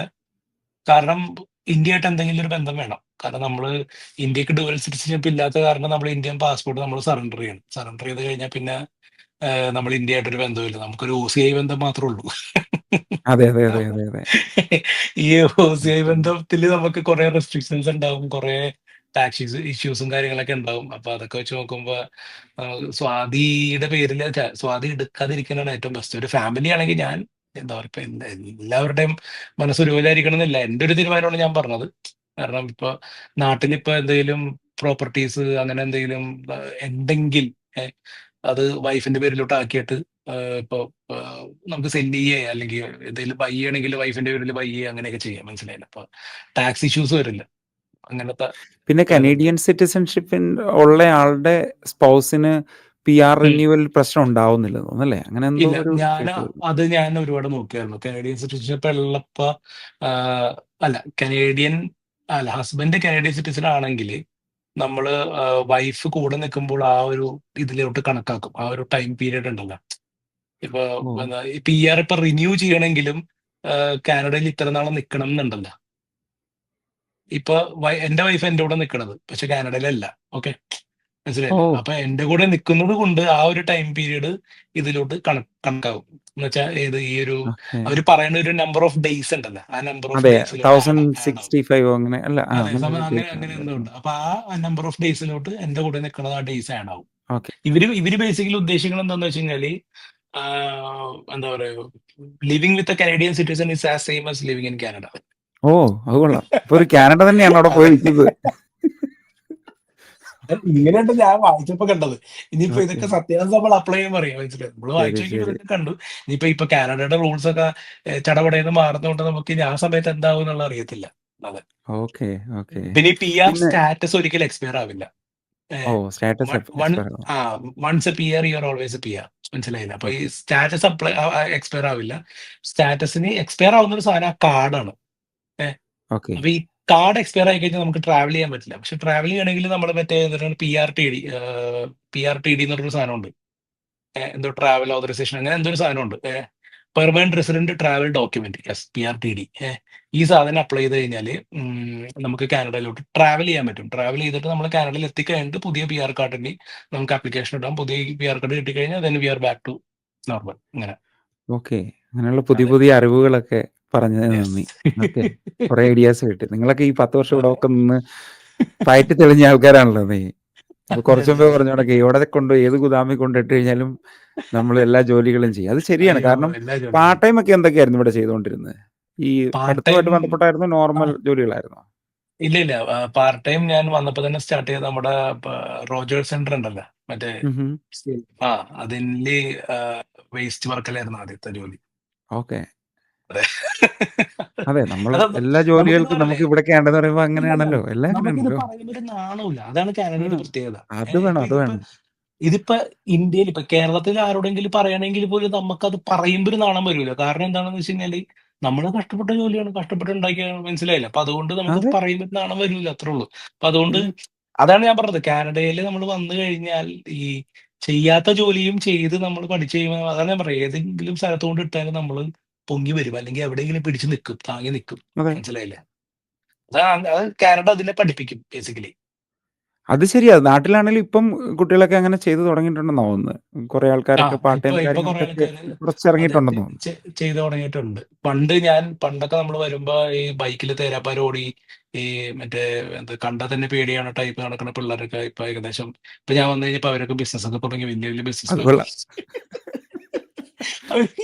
വലിയ വലിയ ബിസിനസ് ഞാനൊക്കെ ഞെട്ടി. പക്ഷെ ഇപ്പൊ ഇപ്പോഴത്തെ ജനറേഷൻ വേറെ കേട്ടോ, അത് വേറെ ടൈപ്പാണ്. അത് നമുക്ക് വേറെ പറയാൻ ലെവൽ. പറ്റും. അതിനെപ്പറ്റി നമുക്ക് നമുക്കൊന്നും പറയണ്ടല്ലേ? അത് പറയണ്ട, അത് നമുക്ക് മിണ്ടാൻ പറ്റില്ല. അത് ലിറ്ററലി പറഞ്ഞ അത് ഞാൻ ഇനി നമുക്ക് നാട്ടിലത്തെ കാര്യങ്ങൾ എന്തെങ്കിലും ചോദിക്കണമെങ്കിൽ ഞാൻ അതിന്റെ കൂട്ടത്തിൽ അതെ. പറയാം. അതിന്റെ രീതിയിൽ പറയാം. അപ്പൊ ജോലിയുടെ കാര്യങ്ങൾ നമ്മൾ ഒരു നല്ല ലേണിംഗാ. നമ്മൾ കാനഡയിലൊക്കെ ഉം. വന്നിട്ടുണ്ടെങ്കിൽ ഇവിടുത്തെ ഒരു ലൈഫും പിന്നെ യാത്രകൾ പോകുമ്പോഴും അങ്ങനെ പല പല കാര്യങ്ങളും നമുക്ക് കിട്ടുമല്ലോ. പിന്നെ നമുക്കിനിയിപ്പം നമ്മുടെ ജോലികൾ പറഞ്ഞു, കുറേയൊക്കെ ജോലികൾ പറഞ്ഞു. പിന്നെ അതിന്റെ ഇടയ്ക്കൊരു അതെ വലിയൊരു സ്വിച്ചിങ് ഉണ്ടായിട്ടുണ്ടായിരുന്നല്ലോ. അതെ അതായത് ഈ മാനുഫാക്ചറിങ്ങിൽ നിന്നും ഈ ക്വാളിറ്റി മാനേജ്മെന്റിൽ നിന്നൊക്കെ മാറി ട്രക്കിങ്ങിലോട്ട് കടന്നു. പിന്നെ അയ്യോ അതൊരു വലിയ അത് സംഭവമായിരുന്നല്ലോ. അത് വളരെ വലിയൊരു ചേഞ്ച് ആയിരുന്നു. അത് വളരെ ഉം. വലിയൊരു ചേഞ്ചാണ്. അത് ലിറ്ററലി ഞാൻ 2021 ഞാൻ സ്റ്റാർട്ട് ചെയ്യണത് ട്രക്കിങ്ങിന്റെ ഈ പരിപാടികളൊക്കെ. അപ്പൊ അന്ന് എനിക്ക് PR ആണ്. അന്ന് എനിക്ക് US വിസ ഉണ്ട്. കാരണം ഞാൻ സ്റ്റുഡന്റ് അല്ല, വർക്ക് പെർമിറ്റിലായിരിക്കുമ്പോൾ തന്നെ ഞങ്ങൾ ന്യൂയോർക്കിലൊക്കെ ട്രിപ്പ് പോയിരുന്നു ഫ്രണ്ട്സ് ഒക്കെ ആയിട്ട്, കല്യാണത്തിനൊക്കെ ഓക്കെ. മുന്നേ 17 അപ്പൊ അന്ന് തൊട്ടേ വിസ എന്റെ കയ്യിലുണ്ട്. അപ്പൊ ഈ നമ്മള് 21 പഠിക്കാൻ വേണ്ടിയൊക്കെ പോയി, ഈ ട്രക്കിങ്ങിന്റെ ഇതിലോട്ട് പഠിക്കാൻ വേണ്ടി പോയി. കാരണം ഞാൻ പറഞ്ഞില്ലേ ഇപ്പൊ നമ്മുടെ എല്ലാ രീതിക്കുള്ള ജോലിയിൽ നമ്മൾ നിന്നു നമുക്കറിയാം എങ്ങനെയാണ് നമ്മുടെ ഏർണിങ്സ്, നമ്മുടെ വരുമാനം നമുക്ക് ബൈ വീക്ക്ലി പേ ചെക്ക് നമ്മുടെ കൂടുന്നതനുസരിച്ചിട്ട് നമ്മുടെ ജീവിതം മാറണം. പക്ഷെ എന്റെ കാര്യത്തിൽ അത് അങ്ങനെ ആയിരുന്നില്ല. ബൈ വീക്ക്ലി പേ ചെക്ക് എന്ന് പറയുന്ന സംഭവം അത്ര അങ്ങോട്ട് വലിയ ഗ്രാജുവലി ചേഞ്ച് ഒന്നും വരണുണ്ടായിരുന്നില്ല. അപ്പൊ എനിക്ക് കാര്യം മനസ്സിലായി, ഇത് ഇങ്ങനെ നിന്നാൽ ശരിയാവത്തില്ല, നമ്മൾ വേറെ എന്തെങ്കിലും ചൂസ് ചെയ്യണം, നമുക്ക് വേറെ ജീവിതം മുന്നോട്ട് കൊണ്ടുപോകണം എന്നുള്ളൊരു ആ ഒരു ആഗ്രഹത്തിലാണ് നമ്മൾ ട്രക്കിലോട്ട് നമ്മൾ കയറണത്. പിന്നെ ഒരു ഡ്രൈവിംഗ് എന്ന് പറയുന്ന ഒരു സംഭവം എനിക്ക് ഇഷ്ടമായിരുന്നു. പ്ലസ് ട്രക്കിംഗ് എന്ന് പറയുമ്പോൾ ഒരു സെൽഫ് എംപ്ലോയ്ഡ് ജോലിയാണ്. നമ്മൾ നമ്മുടെ ഇഷ്ടത്തിന് ഓടിക്കുന്നു, നമ്മുടെ ഇഷ്ടത്തിന് കാര്യങ്ങളൊക്കെ ചെയ്യുന്നു, വേറെ ആരുടെയും പറയണ കേൾക്കണ്ട. പക്ഷെ ബേസിക്കലി എല്ലാം സെൽഫ് എംപ്ലോയ്ഡ്, മനസ്സിലായില്ലേ? ഒരു അപ്പൊ മുതലാളിയാണ് ഇപ്പൊ. അതെ, ഒരു മുതലാളി എന്നൊരു ഇതിലാണ്. അപ്പൊ അങ്ങനെ ഒരു ഒരു സുഖമായിരുന്നു ആ ഒരു ജോലി. പക്ഷേ ഗ്രാജുവലി ആ ജോലിയും ഏകദേശം ഭയങ്കര ഇതായി പോയി എന്ന് വെച്ചാൽ തകർന്ന് തരിപ്പണായി പോയി. അതെന്ത് പൈസ സംഭവിച്ചാണ്? കിട്ടാത്തൊരവസ്ഥയിൽ കാരണം വന്നു. നമുക്കറിയാം നമ്മുടെ ഒരു ഉം. 2020, 2021 സമയത്തൊക്കെ യൂട്യൂബേഴ്സൊക്കെ ഒത്തിരി പേരുണ്ടായിരുന്നു. അവർ ഒത്തിരി ട്രക്ക് അതെ അതെ റിലേറ്റഡ് വീഡിയോസ് ഒക്കെ ചെയ്യുന്നുണ്ടായിരുന്നു. അപ്പൊ അതെ അങ്ങനെ നമ്മുടെ മലയാളി കമ്മ്യൂണിറ്റിയിൽ നിന്ന് ഒരു നല്ല നമ്പർ ആൾക്കാർ തന്നെ എനിക്ക് തോന്നുന്നത് അതെ ട്രക്കിങ്ങിലോട്ട് വന്നു. നേരത്തെ കേറി പഞ്ചാബികളുടെ കേറി കയ്യിൽ തന്നെ ആയിരുന്നല്ലോ. അതെ അതെ അത് അതെ അതെ. ഈ സപ്ലൈ വേഴ്സസ് ഡിമാൻഡ് ആ ഒരു പ്രശ്നം കൊണ്ട് വന്നതാണോ കുറവ് വന്നത്? അതോ ഇൻഡസ്ട്രി താഴോട്ട് പോയതാണോ ഇങ്ങനെ ഈ ട്രക്കിംഗ് മേഖല താഴോട്ട് അത് പോകാൻ കാരണം? ഞാൻ ബേസിക്കലി ഇപ്പൊ ഞാൻ പറഞ്ഞുതരാം. എനിക്ക് ആ, ഇപ്പൊ എന്റെ സാലറി വെച്ച് പറയുകയാണെങ്കിൽ ഞാൻ ആ കയറിയ സമയത്തേക്ക് എനിക്കൊരു 30 സെന്റ് പെർ മൈലൊക്കെ ആയിരുന്നു എന്റെ സാലറി. ഉം. 30 സെന്റ് പെർ മൈല് സാലറി.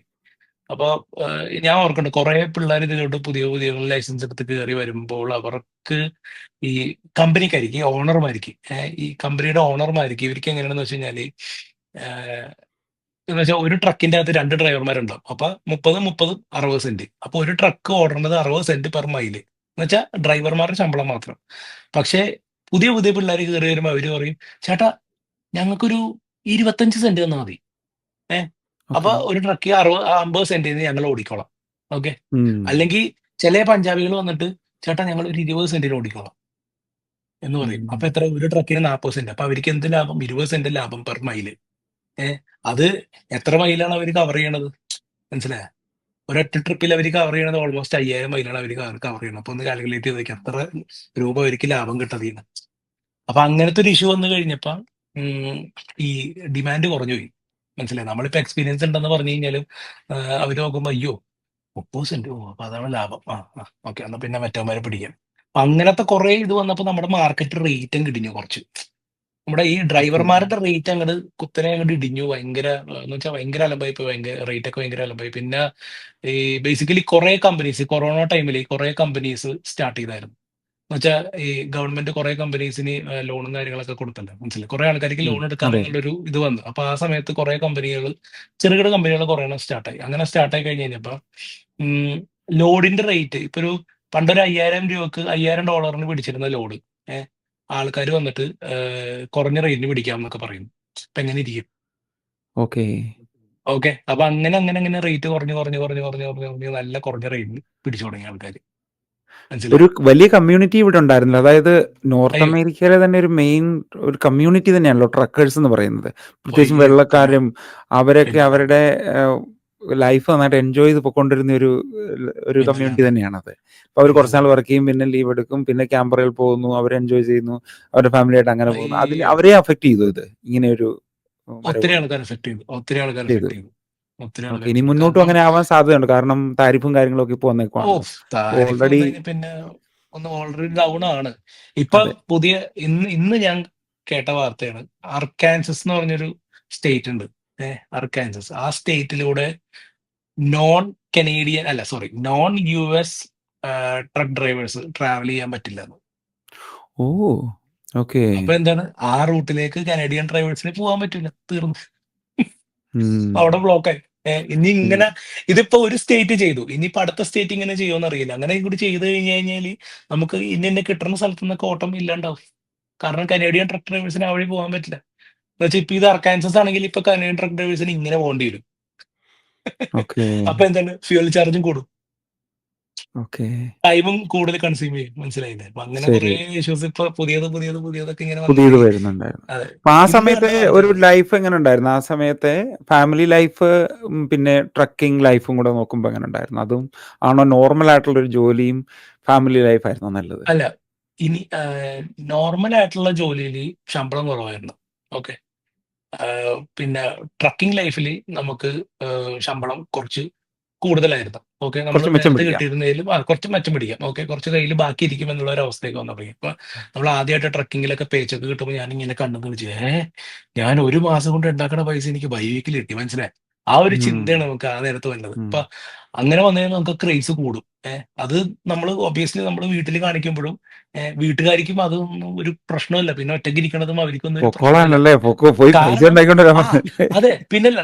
കാരണം എന്ന് വെച്ച് കഴിഞ്ഞാല് ഈ നമ്മള് എന്തൊക്കെ പറഞ്ഞാലും, എത്ര സ്നേഹം ഉണ്ടെങ്കിലും എന്തൊക്കെ പറഞ്ഞു കഴിഞ്ഞാലും ലിറ്ററലി പറഞ്ഞാൽ പൈസ വേണം ജീവിക്കാൻ.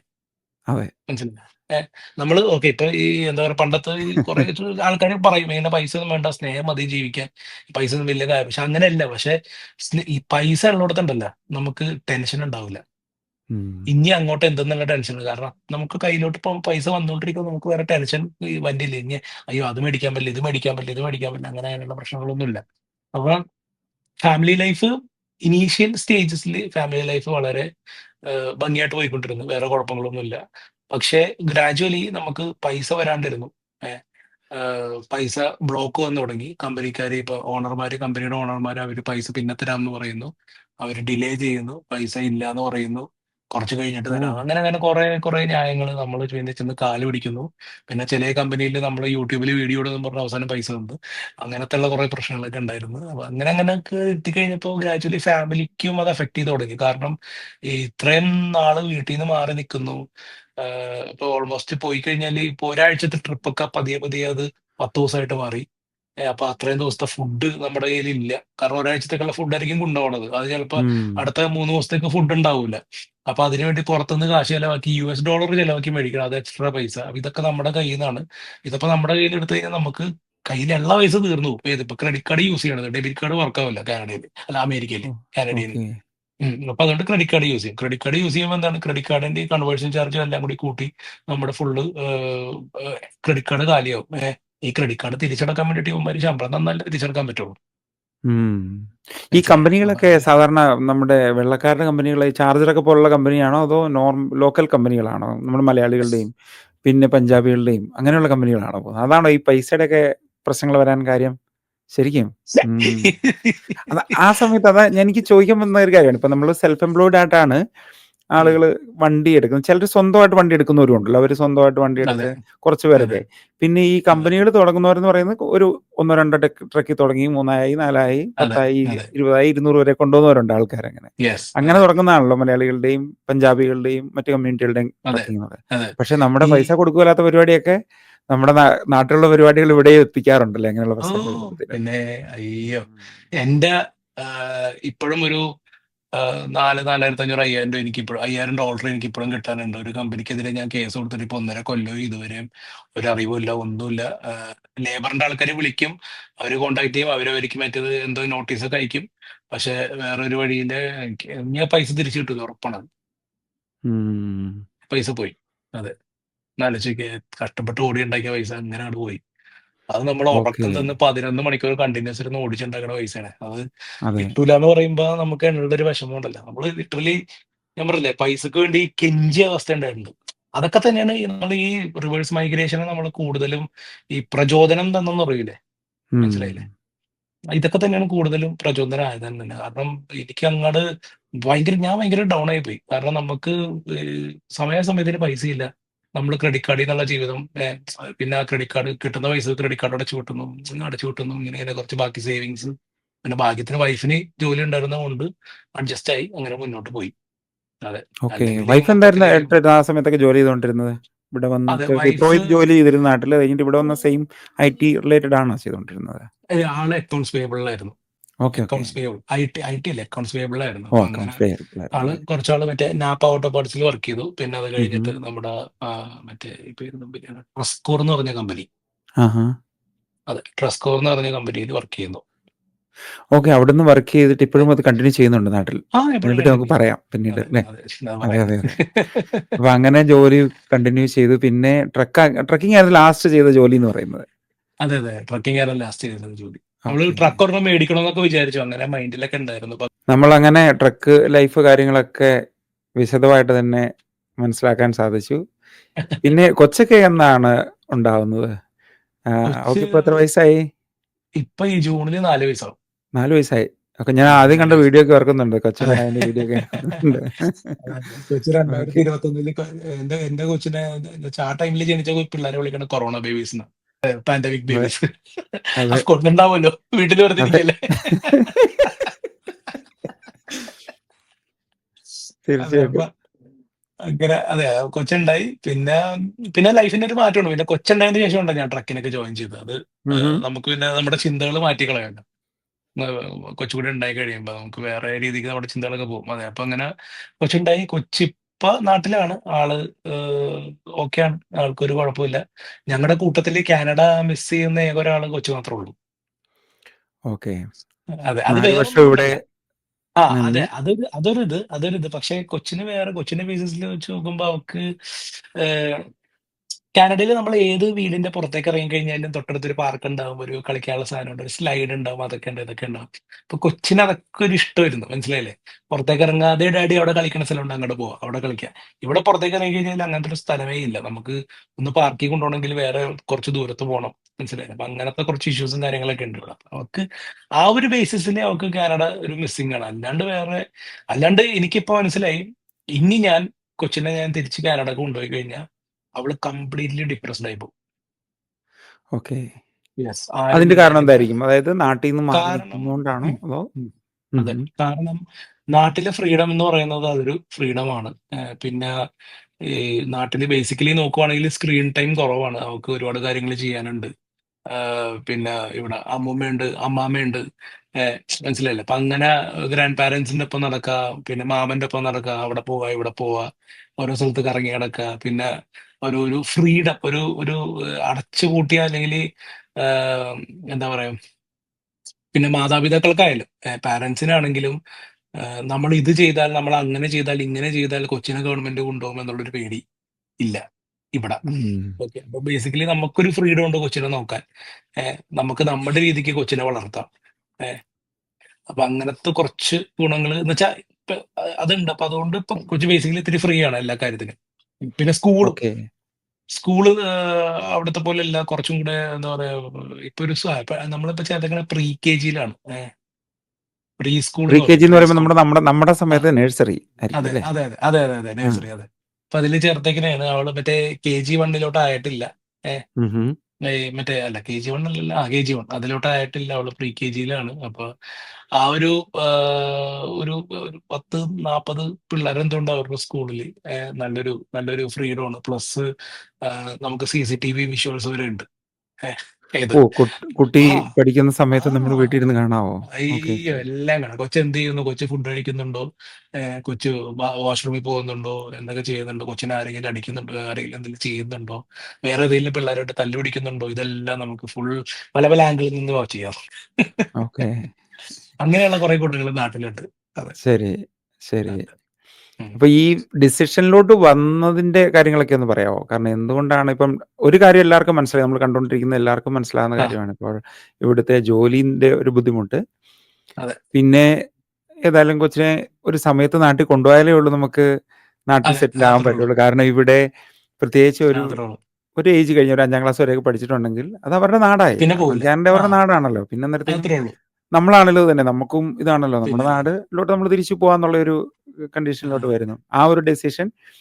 പിന്നെ വരുമാനം ഒരു പ്രധാന കാര്യമാണ്. ഇപ്പൊ നാട്ടിൽ ഓൾറെഡി യെസ്. സ്വാതി ഇവിടുന്ന് വർക്ക് കണ്ടിന്യൂ ചെയ്യുന്നുണ്ട്.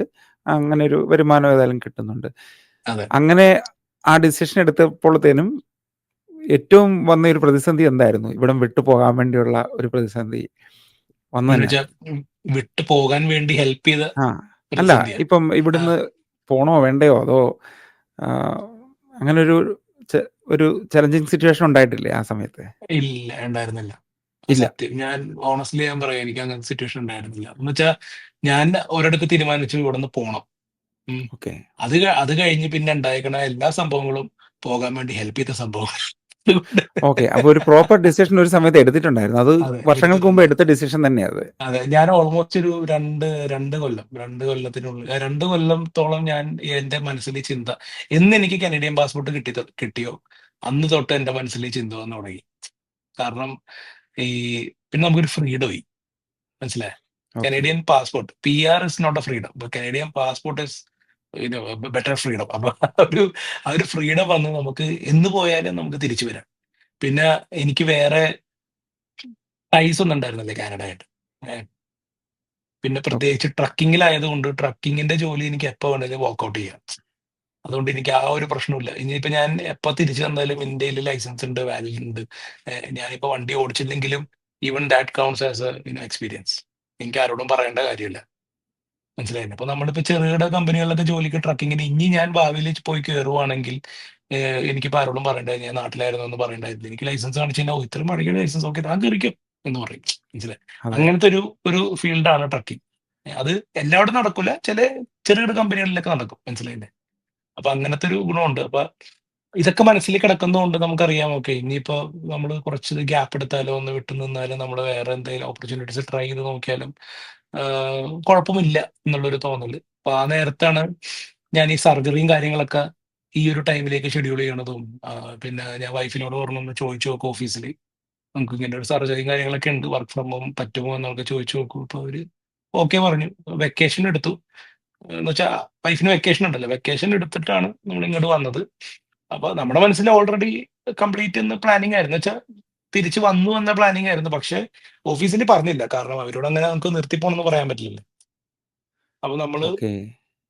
പിന്നീട് അവരോട് എന്താ പറയാ, ഈ സർജറി ആണെന്നൊക്കെ പറഞ്ഞു, കുറച്ച് ടൈം വേണം റിക്കവർ ആവാൻ, എന്നിട്ടേ വരാൻ പറ്റുള്ളൂ. അപ്പൊ ആ ബേസിസിൽ ഇപ്പൊ കണ്ടിന്യൂ ചെയ്ത് പോകുന്നു. പോണടത്തോളം പോട്ടെ. ഓക്കെ. അതെ, അതെ, അതെ. അതെ ഫ്രം ഹോം ഇപ്പം ഐടിയിൽ വർക്ക് ചെയ്യുന്നവർക്കാണ് ശരിക്കും എനിക്ക് തോന്നുന്നത്. അവർക്ക് നേരത്തെ നമ്മൾ ആ കൊറോണയുടെ സമയത്ത് ഓർക്കുന്നുണ്ടല്ലോ. അതെ അതെ അതെ ആ അതെ സമയത്ത് അതെ. എവിടെ വേണേലും പോയി ജോലി ചെയ്യായിരുന്നു. പക്ഷെ ഐടി വർക്ക് എവിടെയാണ് പോയി ജോലി ചെയ്യാൻ ആ സ്വിച്ച് ചെയ്ത് വർക്ക് ചെയ്യാൻ പറ്റത്തില്ല. അവർ ഐപിയെ പറ്റത്തില്ല. ബാക്ക് ചെയ്യും, കാര്യങ്ങൾ അതെ ചെയ്യുന്നുണ്ട്. അതെ കാരണം നേരത്തെ അതെ അതെ ബാംഗ്ലൂരൊക്കെ പോയി ജോലി ചെയ്തവരെ എനിക്കറിയാം. ആ അതെ അതെ സമയത്ത്. അതെ. പിന്നെ നമ്മുടെ ഇവിടുന്ന് തന്നെ ടൊറന്റോയിൽ നിന്ന് തന്നെ പോയി വിൻസറിൽ വീട് മേടിച്ച് അവിടെ റിമോട്ട് ആ വർക്ക് ചെയ്യുന്നുണ്ട്. പക്ഷെ അവർക്കെല്ലാം തിരിച്ചു വരേണ്ടതായിട്ട് വന്നിട്ടുണ്ട്. തിരിച്ചറിഞ്ഞ അതെ അതെ അക്കൗണ്ട്സിലൊക്കെ അതെ. ആയതുകൊണ്ട് അങ്ങനെയുള്ള കാര്യങ്ങൾക്ക് ഉം, കുഴപ്പമുണ്ടാവില്ലല്ലോ. അധികം ഉം. Work from home. ഇല്ല എങ്കിലും അങ്ങനെ അങ്ങനെ ചലഞ്ചസ് അങ്ങനെ ഉണ്ടെന്ന് കുഴപ്പമില്ല. പ്രതീക്ഷിക്കുന്നു. അത് ചലഞ്ചസ് ഉണ്ട്, ഒത്തിരി എടുക്കാൻ ഉണ്ട്. തയ്യാറാണ് നിങ്ങൾ തീർച്ചയായിട്ടും. പിന്നെ ചലഞ്ചസ് നമുക്ക് ടൈമിങ്ങിന്റെ ചലഞ്ചസ് മാത്രമേ ഉള്ളൂ. പിന്നെ ഓക്കെ. വൈഫിന്റെ കേസിൽ വൈഫിന് കാനേഡിയൻ ടൈം അവർ പറഞ്ഞ് 4 മണിക്കൂർ മാത്രം വർക്ക് ചെയ്താൽ മതി എന്ന് പറഞ്ഞു. ഇപ്പൊ ഓക്കെ. ഒരു 9 o'clock ജോലി സ്റ്റാർട്ട് ചെയ്ത് കഴിഞ്ഞാൽ അടുത്ത 4 മണിക്കൂർ മാത്രം വർക്ക് ചെയ്താൽ മതി. അപ്പൊ ഓക്കെ.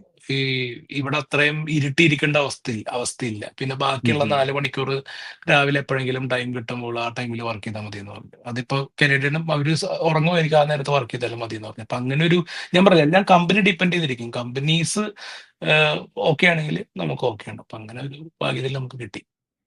അതെ. ഓക്കെ. ഉം. അതിനാൽ നല്ല കാര്യമാണ്.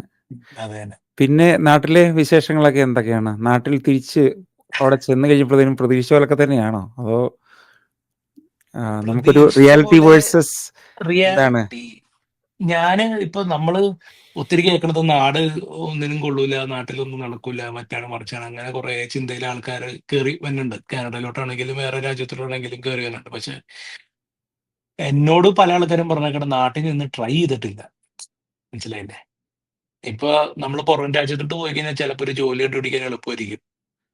ശരിയാണ്, ഒബ്വിയസ്ലി നാടിനേക്കാളും ചിലപ്പോൾ എളുപ്പമായിരിക്കും. പക്ഷെ നമ്മൾ ഒന്ന് ഇരുന്നൊന്ന് ട്രൈ ചെയ്താലുണ്ടല്ലോ, നാട്ടില് നടക്കാൻ പറ്റാവുന്ന ഒന്നുമില്ല.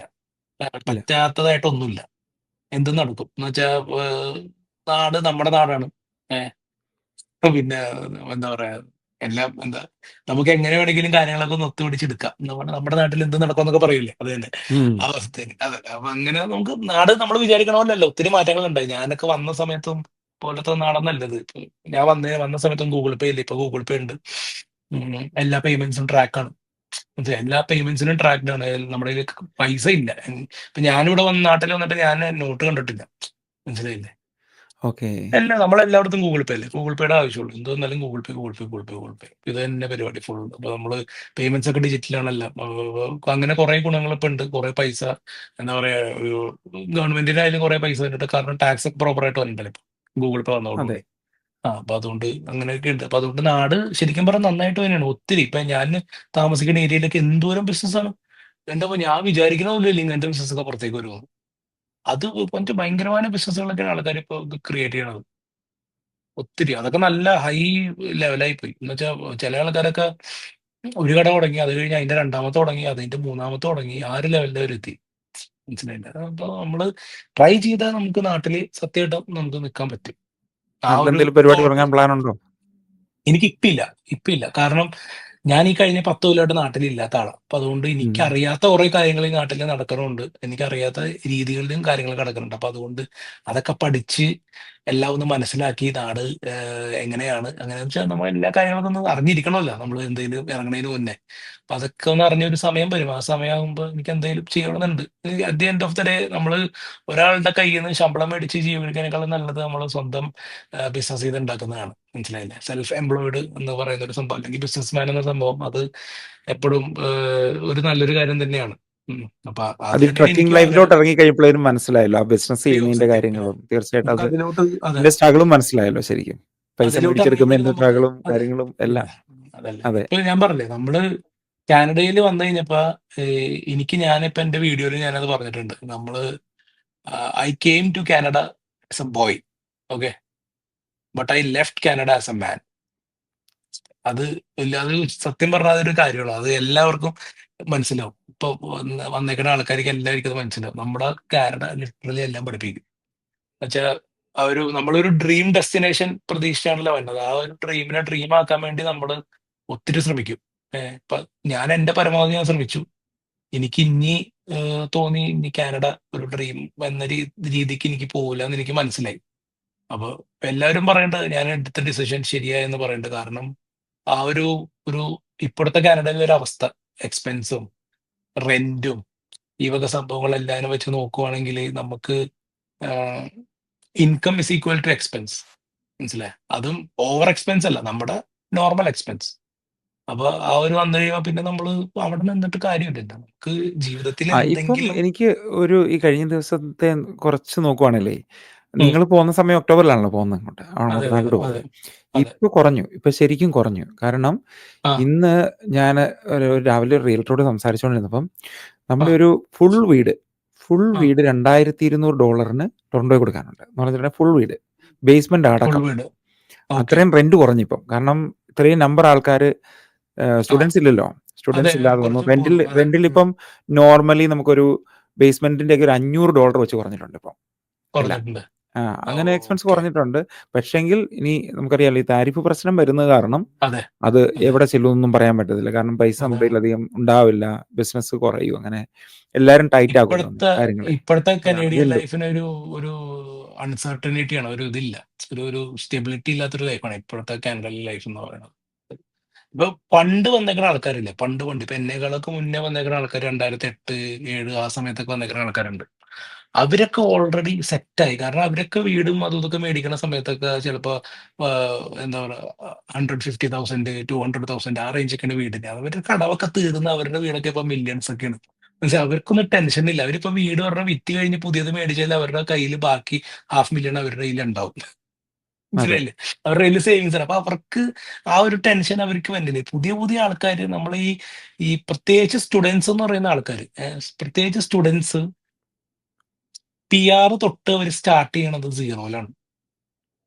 മനസ്സിലായോ? ബേസിക് ആ ഒരു ലെവലിൽ നിന്നാണ് അവർ സ്റ്റാർട്ട് ചെയ്യണത്. എന്ന് വെച്ചാൽ കയ്യിൽ അക്കൗണ്ടിൽ സീറോ മണിയാണ്. അതെ. ഇപ്പൊ ഒരു PR എടുത്തു വരുന്ന ഒരാള് എങ്ങനെയാണെന്ന് വെച്ച് കഴിഞ്ഞാല് നാട്ടിലിപ്പോ എന്തെങ്കിലും പ്രോപ്പർട്ടിയും കാര്യങ്ങളും എന്തെങ്കിലുമൊക്കെ ഉണ്ടെങ്കിൽ അതൊക്കെ സെയിൽ ചെയ്ത് അതിന്റെയൊക്കെ പൈസ അക്കൗണ്ടിൽ വെച്ചുകൊണ്ടാണ് പല ആൾക്കാരും കയറി വരുന്നത്. കാരണം അവർക്ക് ഇവിടുത്തെ എക്സ്പെൻസ് അറിയത്തില്ല, അവർക്ക് ഇവിടുത്തെ ലൈഫ് എങ്ങനെയാണെന്ന് അറിയത്തില്ല. അപ്പൊ അതുകൊണ്ട് പരമാവധി എത്ര പൈസ എത്രത്തോളം കയ്യിൽ വെക്കണം എന്ന രീതിക്ക് വെച്ചുകൊണ്ടാണ് അവർ കയറി വരുന്നത്. പക്ഷെ അത് വെച്ച് നോക്കുമ്പോൾ ഒരു സ്റ്റുഡന്റ് ആണെങ്കിൽ സ്റ്റുഡന്റ് ലൈഫ് കഴിഞ്ഞിട്ട് PR കടക്കുമ്പോൾ is basically is having zero. മനസ്സിലായില്ലേ? അതെ. ഈ അതെ. സീറോ തന്നെ സ്റ്റാർട്ട് ചെയ്ത് കയറ്റി കയറ്റി കൊണ്ടുവരുന്നു. അത് കഴിയുമ്പോഴാണ് ഒരു കല്യാണം വേണ്ടത്. അപ്പൊ എന്ത് ചെയ്യും? കല്യാണത്തിന് ചെലവായി കഴിയുമ്പോൾ വീണ്ടും താന്ന് താന്ന് പോകും. പിന്നെ ആണോ? പിന്നെ അത് ഇത് പിന്നെ ഉണ്ടാക്കണം. പിന്നെ വൈഫിന്റെ കൂടി ചെലവുണ്ട്, ആ ഒരു ചെലവും കൂടി നോക്കണം. വീണ്ടും ഇങ്ങനെ അതിന്റെ ഇടക്കാണ് മാർക്കറ്റ് റേറ്റ് ഇടിയണത്. അപ്പൊ വീണ്ടും ഇങ്ങനെ മനസ്സിലായില്ലേ? അതാണ് അതെ. ഒരു അവസ്ഥ. അപ്പൊ ഇപ്പോഴത്തെ ഒരു അവസ്ഥ ഇപ്പോഴത്തേക്ക് ഭയങ്കര വൻ മോശമാണ്. അയ്യോ. അപ്പൊ നിങ്ങള് പോന്നപ്പഴേ ഞാനൊരു കാര്യം ചോദിക്കാൻ ഉം, വിട്ടുപോയി. ഇവിടുത്തെ ഉം. സാധനങ്ങള്, വണ്ടി ഇതെല്ലാം ഉണ്ടായിരുന്നല്ലോ. കുറേ സാധനങ്ങളൊക്കെ ഉണ്ടായിരുന്നില്ലേ? അതൊക്കെ എന്ത് ചെയ്തു എന്നിട്ട്? അത് എല്ലാം കൊടുത്തു. എല്ലാത്തിനും മാർക്കറ്റ് പ്ലേസിന്, ഫേസ്ബുക്ക് മാർക്കറ്റ് പ്ലേസിന് നന്ദി. ഓക്കെ. അതെ. അത് മാർക്കറ്റ് പ്ലേസ് ഉണ്ടായത് കൊണ്ട് നമുക്കെല്ലാം വിറ്റ് പോകാൻ പറ്റി. നമ്മള് ഏറ്റവും അധികം കൊടുത്തത് സോഫയാണ്. ഉം. ഓക്കെ. സോഫ കൊടുത്തു. കാരണം സോഫയാണ് ഇത്തിരി ആദ്യം ആദ്യം നമ്മൾ വലിയ വലിയ സാധനങ്ങളൊക്കെ ഒഴിവാക്കി തുടങ്ങി. അല്ല, ഏറ്റവും അധികം കൊടുത്തത് വീട്ടിലൊരു ട്രെഡ്മിൽ ഉണ്ടായിരുന്നു. പിന്നെ അത് കഴിഞ്ഞിട്ട് ഒരു സൈക്കിൾ ഉണ്ടായിരുന്നു. അത് കൊടുത്തു. അത് കഴിഞ്ഞിട്ട് പിന്നെ സോഫ കൊടുത്തു. സോഫ കഴിഞ്ഞപ്പോഴേക്കും നമ്മുടെ ഏകദേശം ഹോളൊന്ന് കാലിയായി. പിന്നെ നമ്മള് 2 2 ബെഡ്റൂം ആയിരുന്നു. ഒരു കട്ടില്, പിന്നെ വീട്ടിൽ അമ്മയൊന്നും ഇല്ലാതിരുന്ന കാരണം അപ്പൊ ഒരു കട്ടില് വെറുതെ കിടക്കണം. അപ്പൊ ആ കട്ടിലെടുത്ത് ഹോളിലിട്ട് പിന്നെ ഹോളിൽ അവിടെ അതാ ഇരിപ്പ്.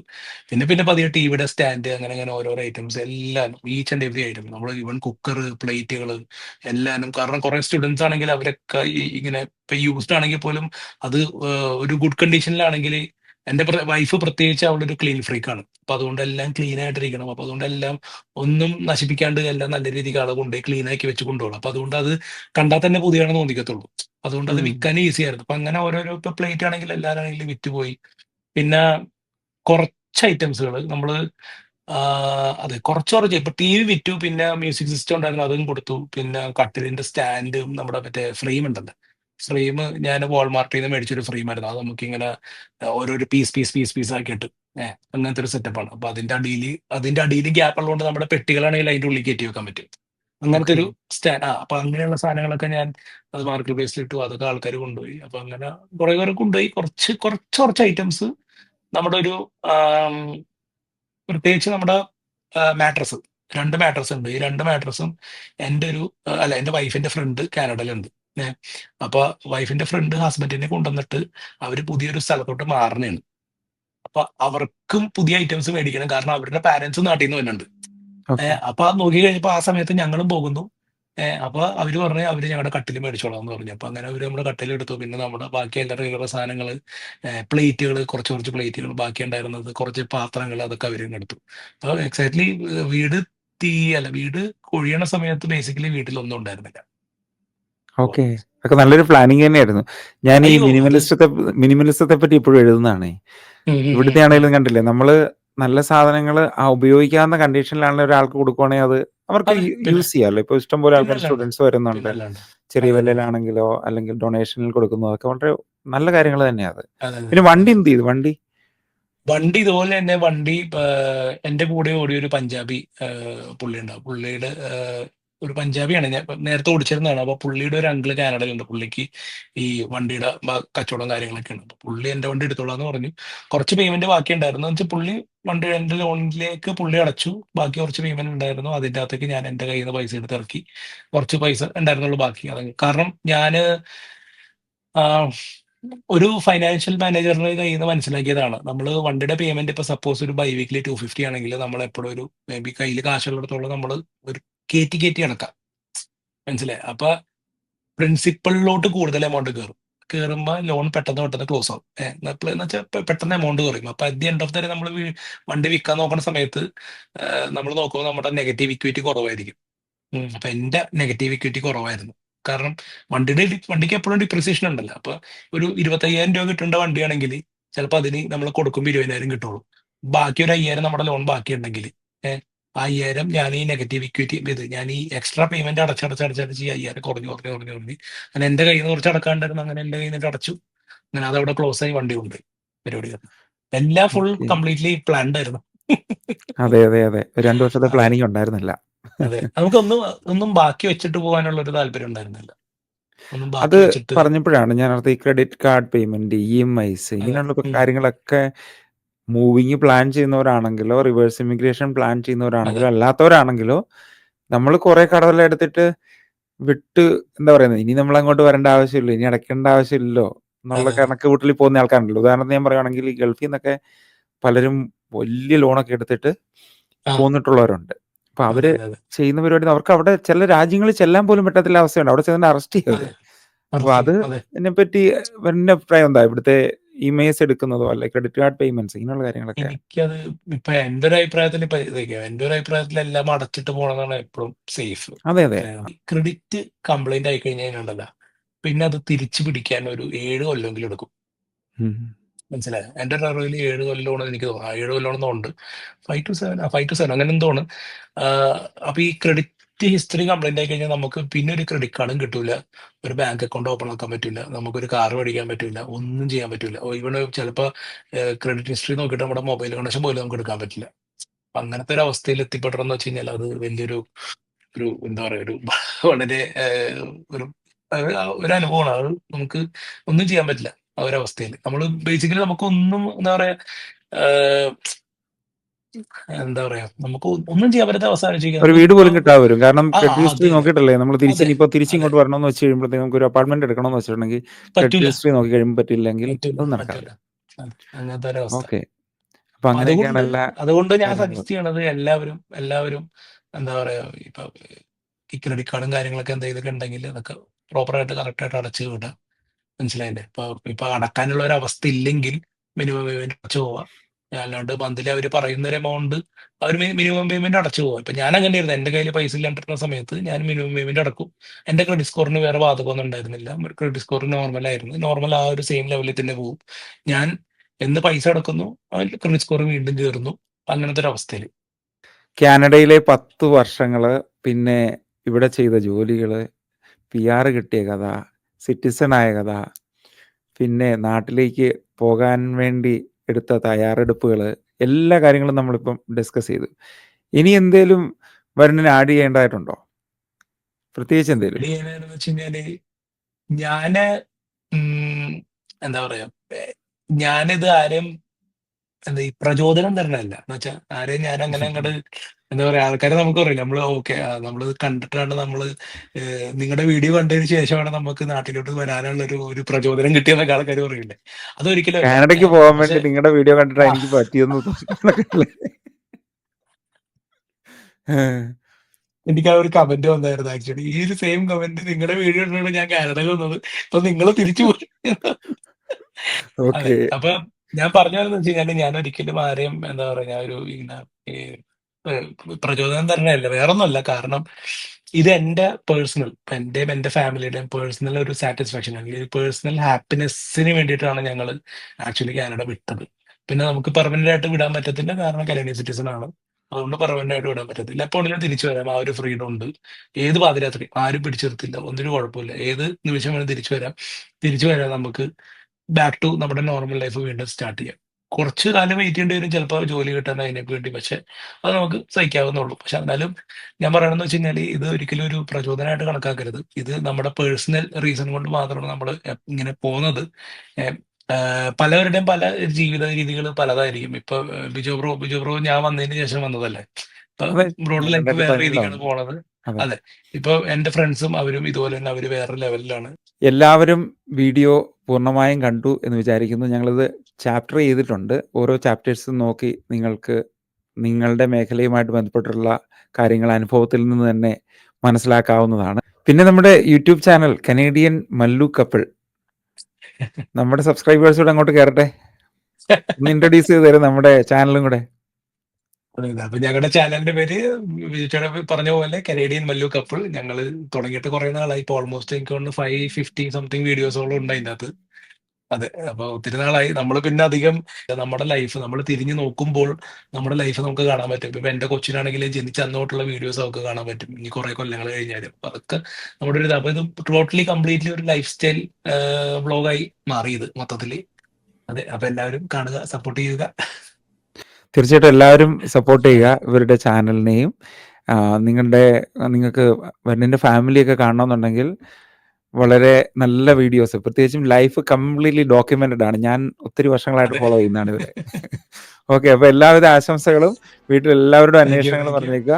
നാട്ടിലെ എല്ലാ പഠനങ്ങൾക്കും പിന്നെ അതോടൊപ്പം തന്നെ എന്തെങ്കിലുമൊക്കെ ബിസിനസ്സുകളോ എന്തെങ്കിലുമൊക്കെ തുടങ്ങാനുള്ള താല്പര്യമോ എന്തെങ്കിലുമൊക്കെ ഉണ്ടെങ്കിൽ എല്ലാ സപ്പോർട്ടും കനേഡിയൻ സ്കിൽസ് ഡെവലപ്മെന്റ് സെന്ററിന്റെ ഭാഗത്തു നിന്നും ഉണ്ടാവും, അതോടൊപ്പം തന്നെ താങ്ക് യു എന്റെ സോ ഭാഗത്തു മച്ച്. നിന്നും താങ്ക് യു, ഉണ്ടാവും. Okay, thank you. അപ്പോൾ വീണ്ടും നമുക്ക് കാനഡയിൽ കാണുമോ ഉറപ്പായിട്ടും എന്തെങ്കിലും. എന്തെങ്കിലും. Okay, thank you Varun, thank you so much. Okay, thank you so much. Thank you.